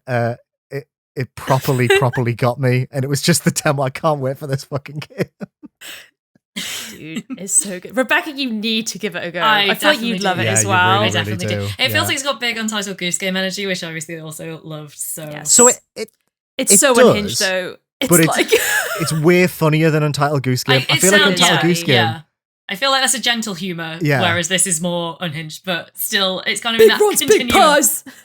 And I do love the trope. Is it common enough to be a trope of people just coming to you with fetch quests? Like increasingly ludicrous fetch quests. Yes. It's so good. Get in here. It's just there's the bit that really got me is the shop that sells fish and cigarettes. Smoked kippers. Smoked kippers. And he's like, "You're right, son, while you're there in my icebox, can you just, fix my display?" And you're smacking these fish and Marlboros are popping out of their mouths. Oh, that's a good joke. So fucking good. But yes, it takes that trope and it's like, what if we were just so fucking silly with it? Oh, goddamn. Yes. Was it beans? Not quite beans, not quite peas. Beans. It's like, what the fuck? Yeah, oh my god, It took me a it's minute. so Feral Yorkshire about and this. Northern. It's so funny. It took me a minute when So good. you two both started talking in the Discord earlier about peens, and I was like, okay, this is confusing to me. Yeah, it's a good point, actually. Out of context, that might have sounded slightly dodgy. Out of context, it was a little weird, but I was quickly caught up on the joke, and I like it. Big Ron is so fucking funny. It's just the way he slams against the window when you run by. Oh boy, lad. And the animation is just so good. Oh, like, it's it has this really amazing. bouncy quality, which kind of is like everything's slightly unhinged and like things move in strange ways. And like, there are just bits of like animated sections. Like, there's a bit where you're in a fruit shop and like this guy just has a flashback because he has quite a big head. And it just shows his life, like from when he was a small baby with a big head to like him now as an adult man who's very angry because of his big head. And it's just like, it's like a 1 minute animated scene of this man's life. That is exactly my sense of humor. I really have to check that. This girl, this is our sense of humor. Yeah. Yes. Oh my god. Yeah. A ludicrously long flashback to explain an unnecessary detail. Yes. Oh my god. That's where I'm at. I love it. My poor attempt at humor on this podcast is like 5% of what they're doing here in terms of quality. Like, it is exactly my type of humor, and I can't believe how well done it is. Holy shit. If this game is only an hour long, I don't give a fuck. Right? 1 hour will be fine. I'll play it through 100 times and I'll quote it for the rest of my fucking life. I should also mention at this point that when I was looking up something about Tiny Bookshop earlier, it is on a list with Tiny Bookshop, I think, on the Guardian of like most anticipated like low-key games that are getting a lot of press. So I think, Yeah. we got there's a good selection coming through. We got, the good stuff. We got the inside info on the interesting little indies coming out soon. Damn right we do. Well, anything with Big Ron's Big Pies was always going to rocket Big straight Ron's to the Big top Pies. of our list. Wait a minute. Headcanon. Is there any way that Tiny Bookshop can be in the same town but seen from a radically different perspective? Yeah, probably. If a tiny Absolutely. salesman slaps the outside of it and it explodes, You know then how yes. when it 100%. gets to Halloween and like indie games do all these really cool little crossover cameos in each of those games for Halloween. Imagine if that happens. Imagine if there's a little Halloween update with Tiny Bookshop and just Big Ron That would slams be up. Can I put impeccable. a poster in your window? You saying that, it just made me God. think that the main character from Thank Goodness You're Here is like the fixed version of Tim the Terrible Boy from Braid. He's like the good version of that archetype. Oh, like the timelines diverged. With his little tie And Little tie, yeah. and his receding hairline. Yeah, he's so good. I don't understand. He doesn't say a word. He doesn't say one He's fucking word, and he's so small. Okay. Right, Oh. I need you two to talk about Demonschool, please. Oh, yeah. yes. sorry, this is a Right, Demon who's- School duo takeover of the Indieventure podcast. Here they Yeah. are. It's the Demonschool likers. Take it away. Rebecca, do you want to describe Demonschool, or should I? You go, because you've played the demo and I've not actually played it. I've only Oh. seen it. So Oh, they need to. I'm sure the next. to be fair, best. I think I actually have Right. it downloaded. It's been a hell of a Oh. year. I just literally could not get another game in sideways. So Oh. it's not happened yet. No worries. Right. So yes, Demonschool is by Necrosoft Games. It's a turn-based RPG where you play as like a squad of college kids who are just kind of solving small-town mysteries. They kind of involve like zombies and vampires and all supernatural nonsense. And yeah, I guess it's an overarching story about like, I think the town has been like pulled. There's like a gateway to hell, or the underworld has been opened in this like small town. So yeah, all these like nasties that are like kind of coming through the gate in the portal, like these group of college kids are like, we're gonna stop them, very Scooby-Doo style. Sorry, just thinking about it. The turn-based fights are really great, super punchy. The characters have synergized attacks, which feel just so satisfying when you pull them off. The town and its characters are just really cool and interesting, and we all love a high school to explore, particularly one of us. High school stories. Fictional the high soundtrack- school. I have no desire to go back to a real high school. Fictional. Yeah, fuck school. Didn't want to be there when I was there. Music is incredible. It's kind of got this kind of choral church mixed with like electric techno, like hardcore beats. It just is a really cool premise for a game. And yeah, I played the demo. It was really great. At one point you fight a giant skeleton head with like 2 massive hands that like rake their fingers across the battlefield. It kind of goes from like a 2D visual novel exploration game into a 3D isometric viewpoint. So it's great. There's got a lot to it, is what I think I'm trying to say. There's a lot to like about Demonschool. It's got a lot of different ideas. It's pulling from a lot of different inspirations as well. And yeah, it looks great, and I can't wait for the release sometime this year. I think they said Q2 is the latest sort of hell yeah broad, that's what it says on this thing. Broad estimate. Which obviously we don't hold developers to those sort of things around here, because goodness knows game dev is hard enough. But Q2, exciting prospect. It was on my most anticipated games list of last year as well. Didn't quite end up happening, but I mean, there's so many games I just sort of put on a list and hope. I think there were about 50 games on my list last year, so I'm like, the fact that I didn't even get to play all the ones that did come out, so I certainly have no objection to people taking more time. Yeah, I'm also really excited for this one. It's interesting. We were talking about this earlier. So back in summer of 2022, we did a video on RPS where I talked about this as my most anticipated game from E3. Was it E3 2022 that we saw this? Oh God, maybe not E3. Whatever happened to E3 that year. Oh my God, like so much time has passed. But I just remember talking about it because I was very excited, because it's got like a very Hades meets Monster Prom meets Danganronpa, like totally my aesthetic. But I remember saying to Liam, who was hosting the video, like, I don't know much about turn-based games. So it was going to be like a challenge for me. But as it happens, like my 2 favorite AAA games of last year were both turn-based games, Baldur's Gate 3 and Honkai Star Rail. And so I'm now coming to this from a very different perspective to what I expected to be coming to as someone who has really put in the 200 odd hours on those 2 games to learn a lot more about turn-based combat. So I'm a little less intimidated by Demonschool now than I was a couple of years ago. I will probably get my arse handed to me as soon as I start trying to fight that giant skull, but I'm looking forward to it now. I feel like it's a problem I can overcome. And get back into the lovely, like, getting to know because there's like 4 is it 4 playable characters, or are you playing as one of them? But there's like friendship mechanics and all that good stuff in there as well. Yes. It's visually it pleases me a lot. I love that color palette that they're working with. Oh, the purple pink color palette is so nice. It's visually stunning. Good. Yeah. It looks so good. Very excited for this one.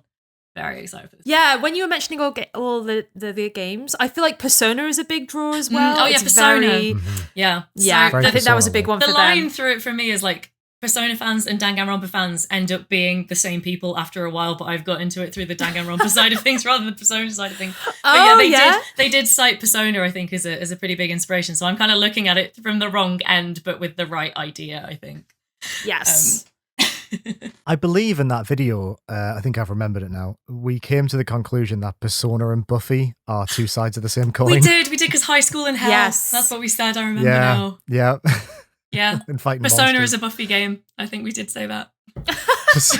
Persona is a Buffy game. It wasn't that catchy, but I'm glad you kept that for this podcast. Fuck me. Persona is a Buffy game. Oh my God.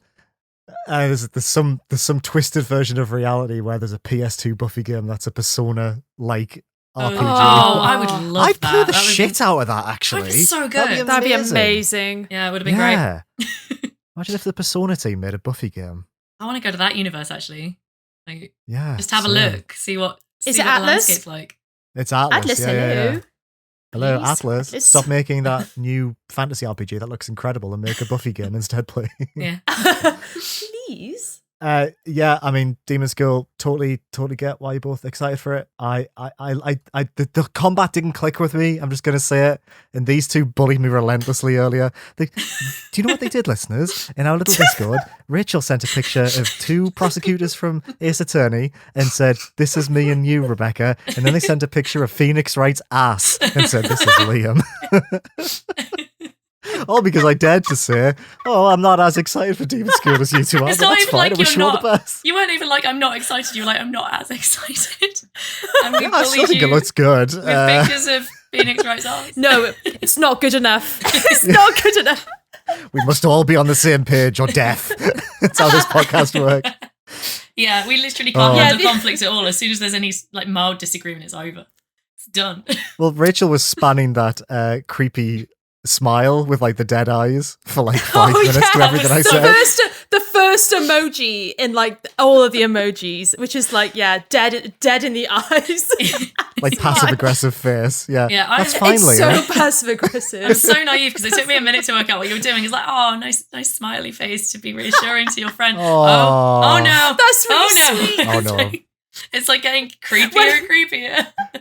She had an agenda, and it all led. Yeah. to But listen, Phoenix's there's two fall. sides to, it's Phoenix's ass at the end of the day. So You know. you could take that any way you Yeah, want. yeah. True. It's a big There I are took it worse positively. asses to be compared to, I'm sure. I should clarify. It was the arse from the very yeah. famous cartoon where he points at Edgeworth and says he's being mean to me, which I guess was also me in that moment because you two were being mean to me, and I too was small, squat. What did Phoenix I do? with a Hold giant on, dump hold on. truck. What did I do? You were was making there. you. You were.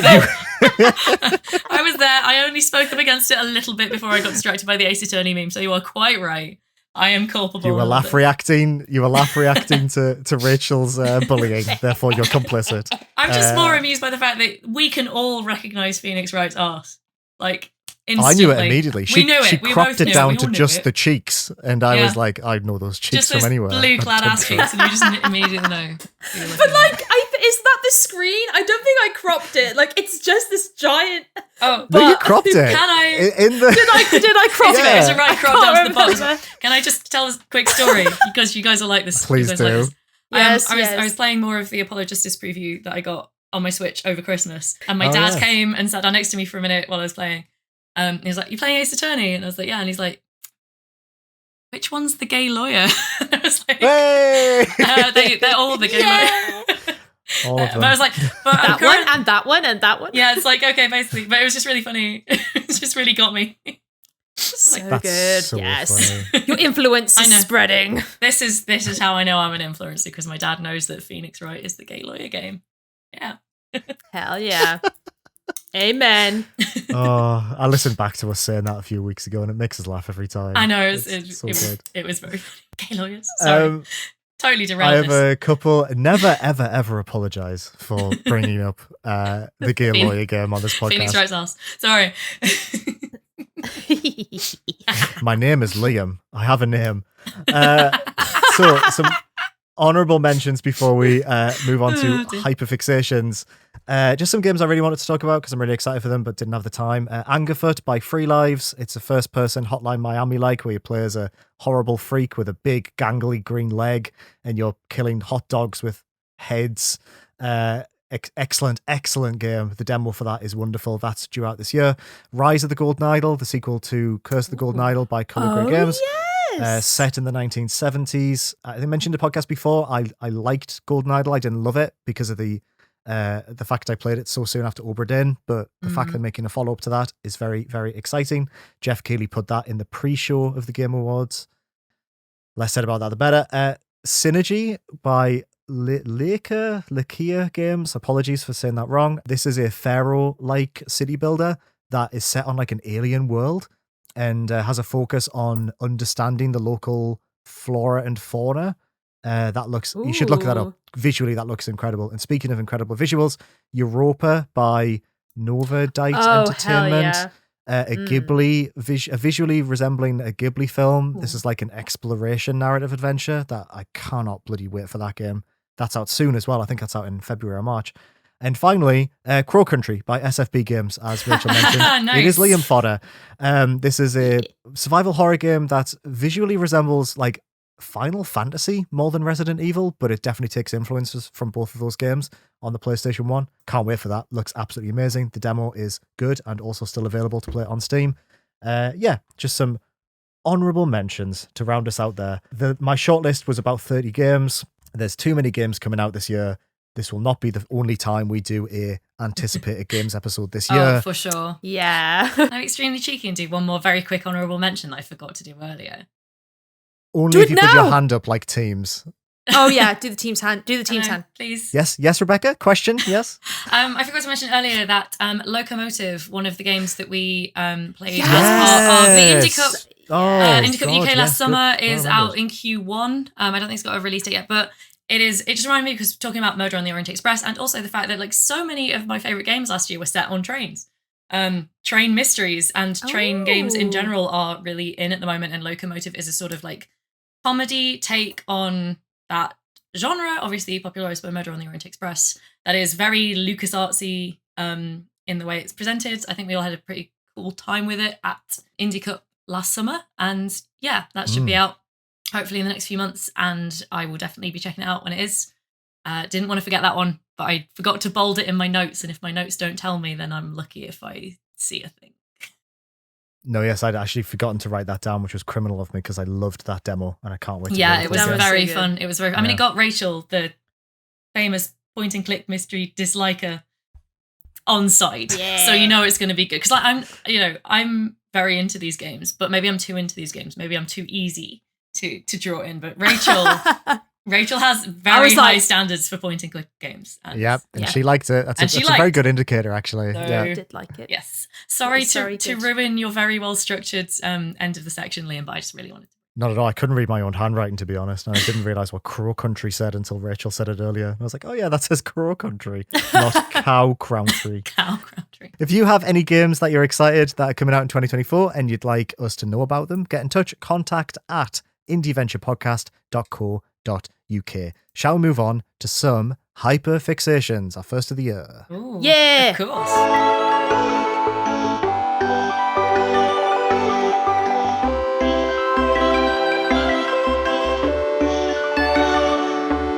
Rebecca, what is your hyperfixation? Come on, Liam, you're doing so well. You're doing really well. Almost there. So We're nearly well. Rebecca, what is your hyperfixation? Might leave that Good in. Lord. We're all flagging. We haven't done this in so long. So yeah, I know I've been spamming you guys with all of the many updates on things that I'm just constantly into. I'm still playing the Apollo Justice trilogy, obviously. I finally got into the weird Danganronpa spin-off shooter after bouncing off it pretty hard sort of middle of last year. I finally it's got its hooked into me and I'm very into that. There's a new Life is Strange comic series out, which is very exciting, and I have lots and lots of thoughts about that. I read the first issue the other day. So naturally, what I want to talk about is none of those things, and I said I just want to talk really quickly about the Harley Quinn cartoon.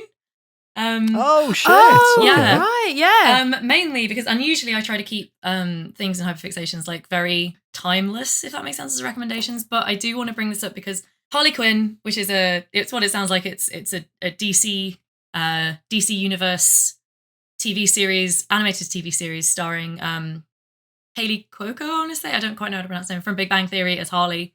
Oh, is it?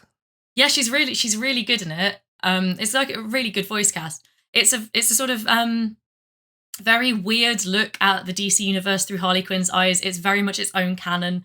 They're very fast and loose with killing off characters, like very major characters.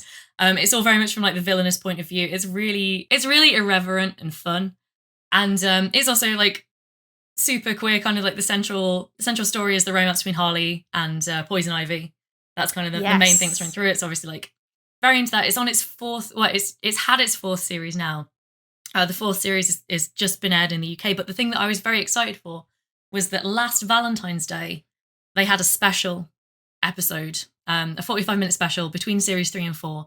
And I have been waiting for that to be aired in the UK for literally, I mean, it's the beginning of January 2024 and we're recording this. That aired on Valentine's Day. It's finally been on in the UK and I've watched it.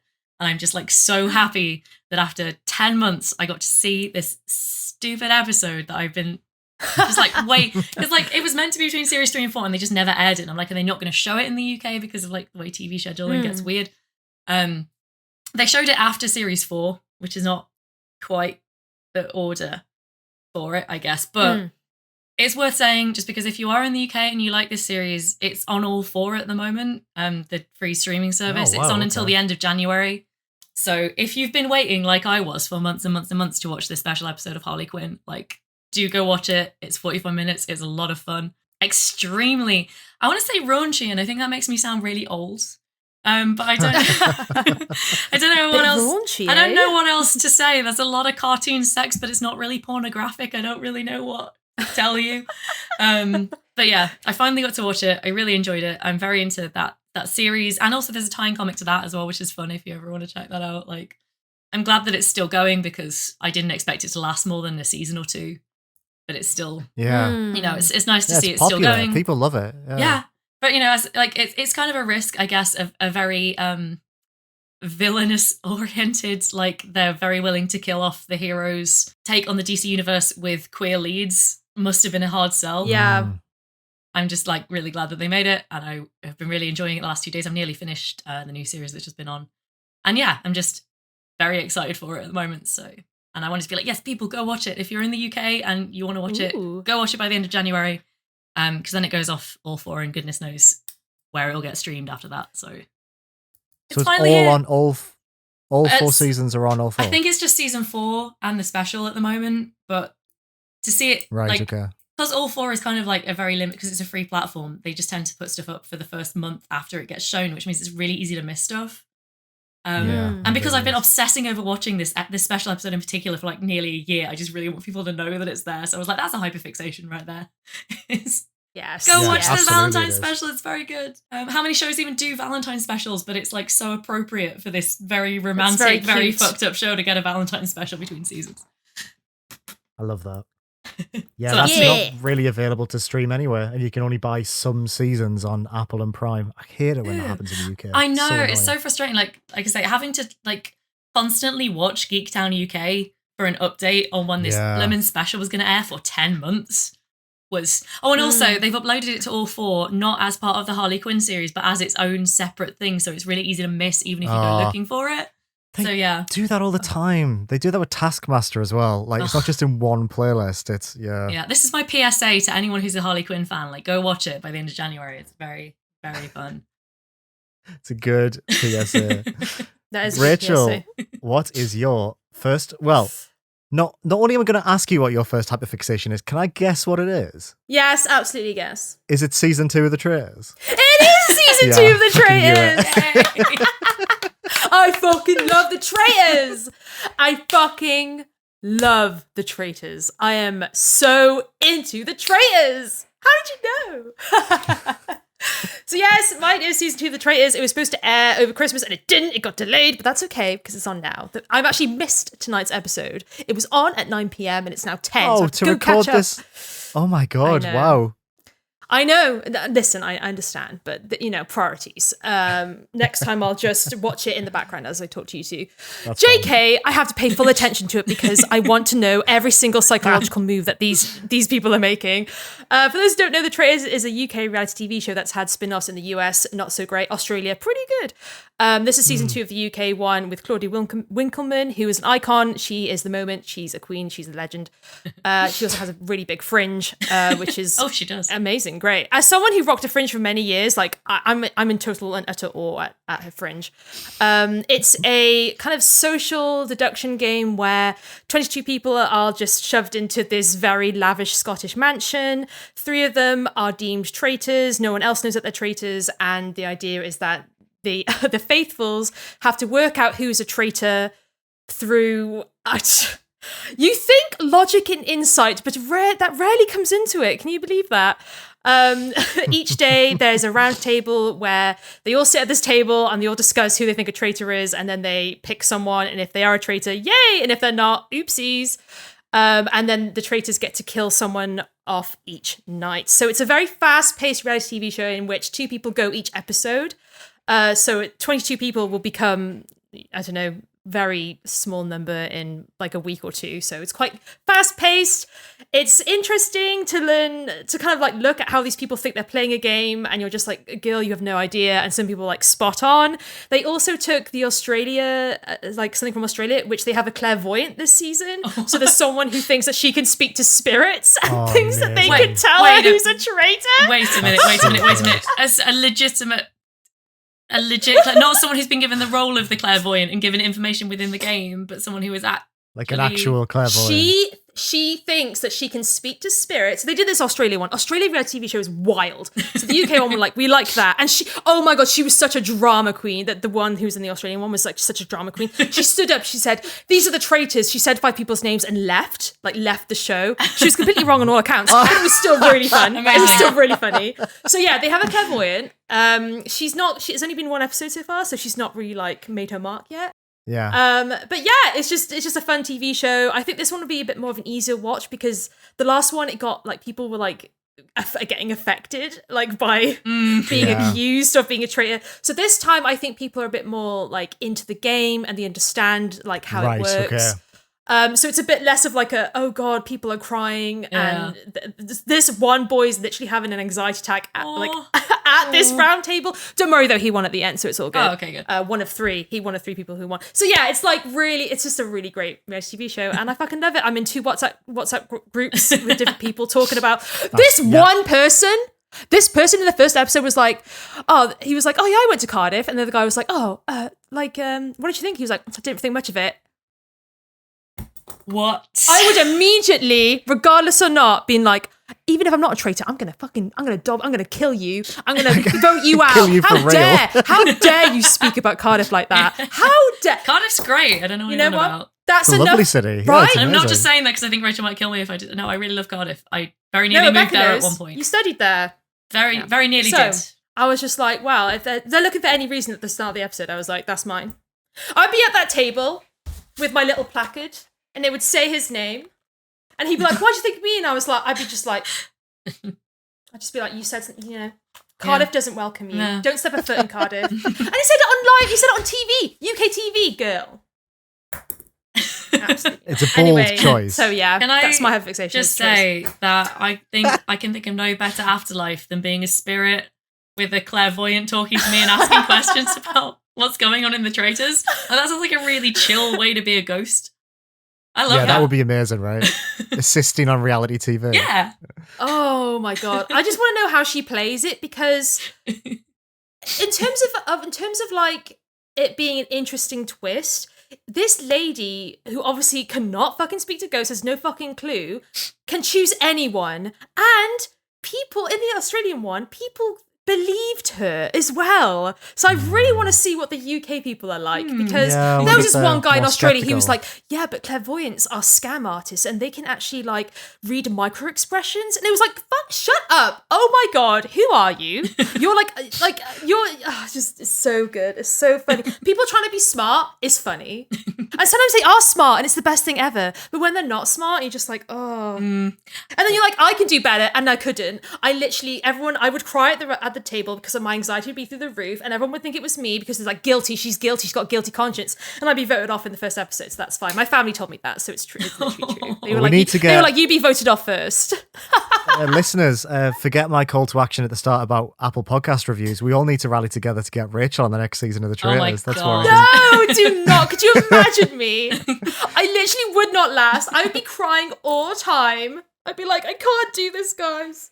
Anyway, maybe season 3. I think that'd be good. And we should try and rally for that, definitely. I know what you say about people trying to be smart, though, is always really, like, I watch a lot of Blood on the Clock Tower streams, and just, it's people make such smart deductions and then talk themselves out of it and talk themselves into this, like, completely bizarre worldview that makes no sense, and you're just there like, no, why? So, I get it. I get the fascination. It's like everyone thinks they're, like, a detective and they're smart. What is it called? Dunning-Kruger. Dunning-Kruger effect. Yeah. Or I was going to call it the CSI effect that, like, the show CSI had on jurors. I know the one you mean. Is that what it's called? What? When CSI released in the US, it got, like, crazy popular. And then because it deals with, like, detective and, like, murders and, like, everyone... I'm butchering this, but people who watched CSI would then go on to, like, a jury, and jurors would think that they were like sometimes more informed or had a better understanding of the legal system or crime because of the show. Yeah, so it's related to Dunning-Kruger, because Dunning-Kruger the CSI is where you people who are what is that? Moderately well informed on a subject rate their own expertise higher than actual experts, because there's like a bell curve of like perceived ability versus actual ability in a field. And people who are like very, very bad at something tend to know they're very, very bad at it. But people who are like know a little bit about something tend to way overrate their ability in that area because you kind of don't know how much you still don't know. I've not heard of that, Rebecca. I guess that happens a lot on Twitter, right? You see people do that all the time. I mean, to be fair, there's like a lot more to it, and it's been kind of oversimplified and a little bit debunked because of the oversimplification. But it does have that like CSI effect thing of Now that I've heard a little bit about it, Rebecca, I think I know everything about it, and I think as an expert on Dunning-Kruger now, you're wrong. I do love a good self-demonstration. I probably just did it. Like on the trailers as well, they say their profession, but it's really they awkwardly have to say why their profession would make them good at the game. So a lot of people are like, I'm a law student and I can detect lies because I've seen people on the witness stand and I know who's lying. And you're like, no, you don't, babe. No, you don't. This guy's like, I'm a chess grandmaster, so I can like see people's moves. And like, imagine if it was me, I'd be like, so I play games for a living, and this is a game, and so I'm gonna win this game. I'm a gamer girl. Even better, you'd be like, I play detective games, and I always find the killer. Girl. Yeah, I was about to say though, like that whole. Have you played Tangle Tower? No, I'm a law student. I can fucking. Apollo Justice needs his magic bangle so that he can see someone like really obviously rub their neck when they tell a lie. This is not a thing. Yeah. Hey, that person scratched their nose. Liar. Yeah. That person. Show me your God. magic bangle or get out. It's so wild. Oh, I love that show. It's so funny. So good.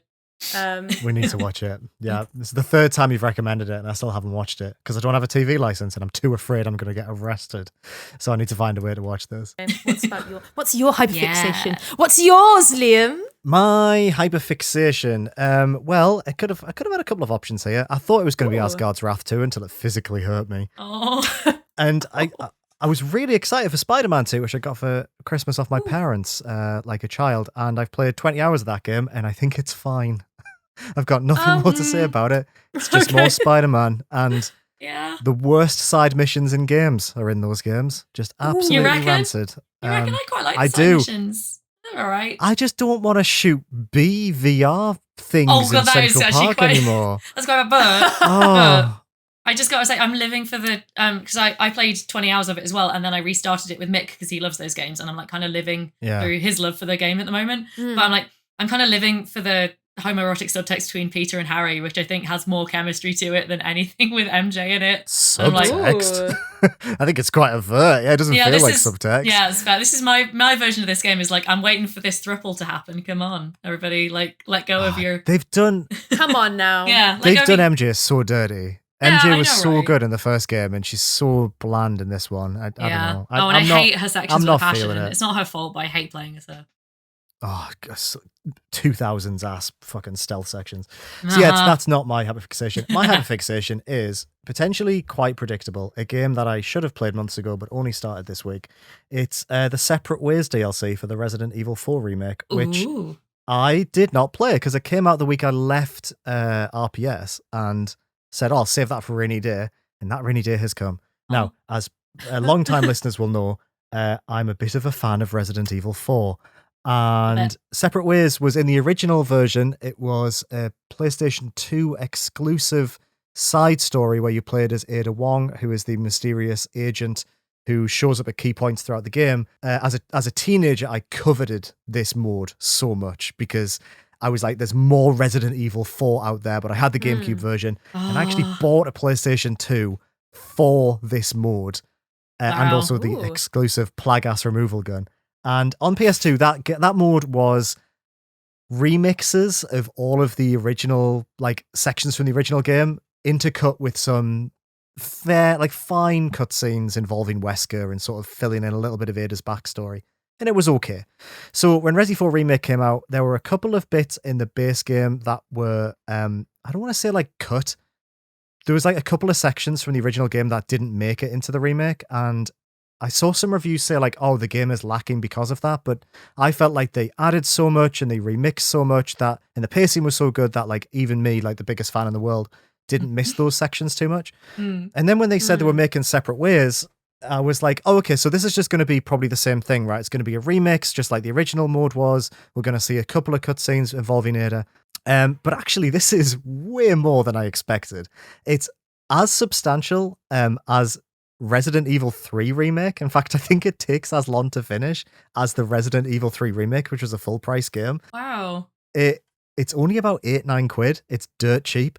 And all of the bits from the original game that weren't added in remake are in the Separate Ways DLC. They just took them out to put them into this side story. Oh, wow. That's like a long game. That's so good. It's so good. So the resulting DLC is like, it's so much more substantial than the original. It feels like a true companion piece to this already brilliant game that I adored from last year. It fleshes out Ada as a much better character. She's confident, she's cool-headed, she's a professional. It folds in loads more stuff with Luis, which is really interesting. We never really saw him in the original. It really expands his motivations and the reasons why he behaves like he does in the original game. It has Wesker. It has a Wesker who is fully involved. It sets up whatever they're going to do with the future of this like remake series. Capcom, by the way, just throw Resident Evil 5 in the bin and start from scratch, please. That game was not good when it came out and it's aged even worse. Yeah, so I'm just like, as I played it, I absolutely fucking adored it. I'm already going to play through it again to try and play it on S rank and professional. I just can't believe how good Capcom are at the moment. They are on top of their fucking game right now. Resident Evil has never been better. Street Fighter's great. We've got, a great Devil May Cry that came out a few years ago. Yeah, they're just absolutely smashing it. And God bless them. God bless this game. I've been going into this is why this is a hyperfixation. I've been going into photo mode on this game. Oh wow! Yes. Taking screenshots, like setting up the camera with like doing depth of field behind Ada. Like I need to go back to work. I think I've had too much time off. But yeah, no, good game, good DLC. Highly recommend. Well, I am now thoroughly edutained on the subject of the Separate Ways DLC and looking forward to it even more now. I still need to check it out. And I didn't realize that it was based on anything from the, because I only started with Resi 7, so like I'm still learning all that stuff. So amazing. That's so cool that they've kind of, I love when they can rework stuff that faithfully. But it sounds so good. And yeah, Capcom, really the exception to AAA companies not being all that at the moment. So, obviously I love them because they're bringing back all of the Ace Attorneys and also Resident Evil and just, big Capcom fan over here. They're absolutely smashing it. They're the best company. I bloody love them. So yeah, that's it. We're done. First episode of 2024 in the bag. Thank you for listening. Like I mentioned at the top, if you could drop us a review, it would really mean the world to us. But if you don't, that's also fine. I won't hold it against you. Tell your friends. Tell your friends about this podcast and they'll say, oh yeah, I'll add that to my list, and they'll never listen to it because that's what people do. But if you tell enough people, a few of them will, and that's how we grow our audience. So yeah, if you send it to 10 people, one person might be on a train journey and the train might break down and they'll be like, oh, well, I've completed my internet. A friend of mine used to say this. I finished my internet today. Can I have some of your internet? And maybe they'll listen to the podcast. Thank you so much for listening. Next week, we will be cracking open the Indieventure Vault for the first time to tell you about some of our favourite games. I know a few of you have been excited for that. And thank you for listening. Happy New Year. Hope you had a lovely holiday break. And we will see you in 2 weeks' time. Bye for now. Happy New Year. Bye, everybody. Bye. Happy New Year. Indieventure is a podcast created, hosted, edited, and produced by Rebecca Jones, Rachel Watts, and me, Liam Richardson. For more information, search Indieventure Podcast on your social media platform of choice. You can get in touch by sending your questions, comments, and feedback to contact@indieventurepodcast.co.uk. You can support the show by rating us 5 stars and leaving a nice review on Apple Podcasts or your preferred podcast provider, or let your friends know all about the good times you had with the Indieventure Podcast. Some of the games we talk about on the show may have been provided to us for free for review consideration. If you are a developer, a publisher, or a PR looking to get in touch, drop us an email at hello@indieventurepodcast.co.uk. Our intro music and stings are from the song Cigarette Boat by Mark Torch. Thank you so much for listening, and see you again in 2 weeks for another episode of Indieventure, a video games podcast. Bye for now.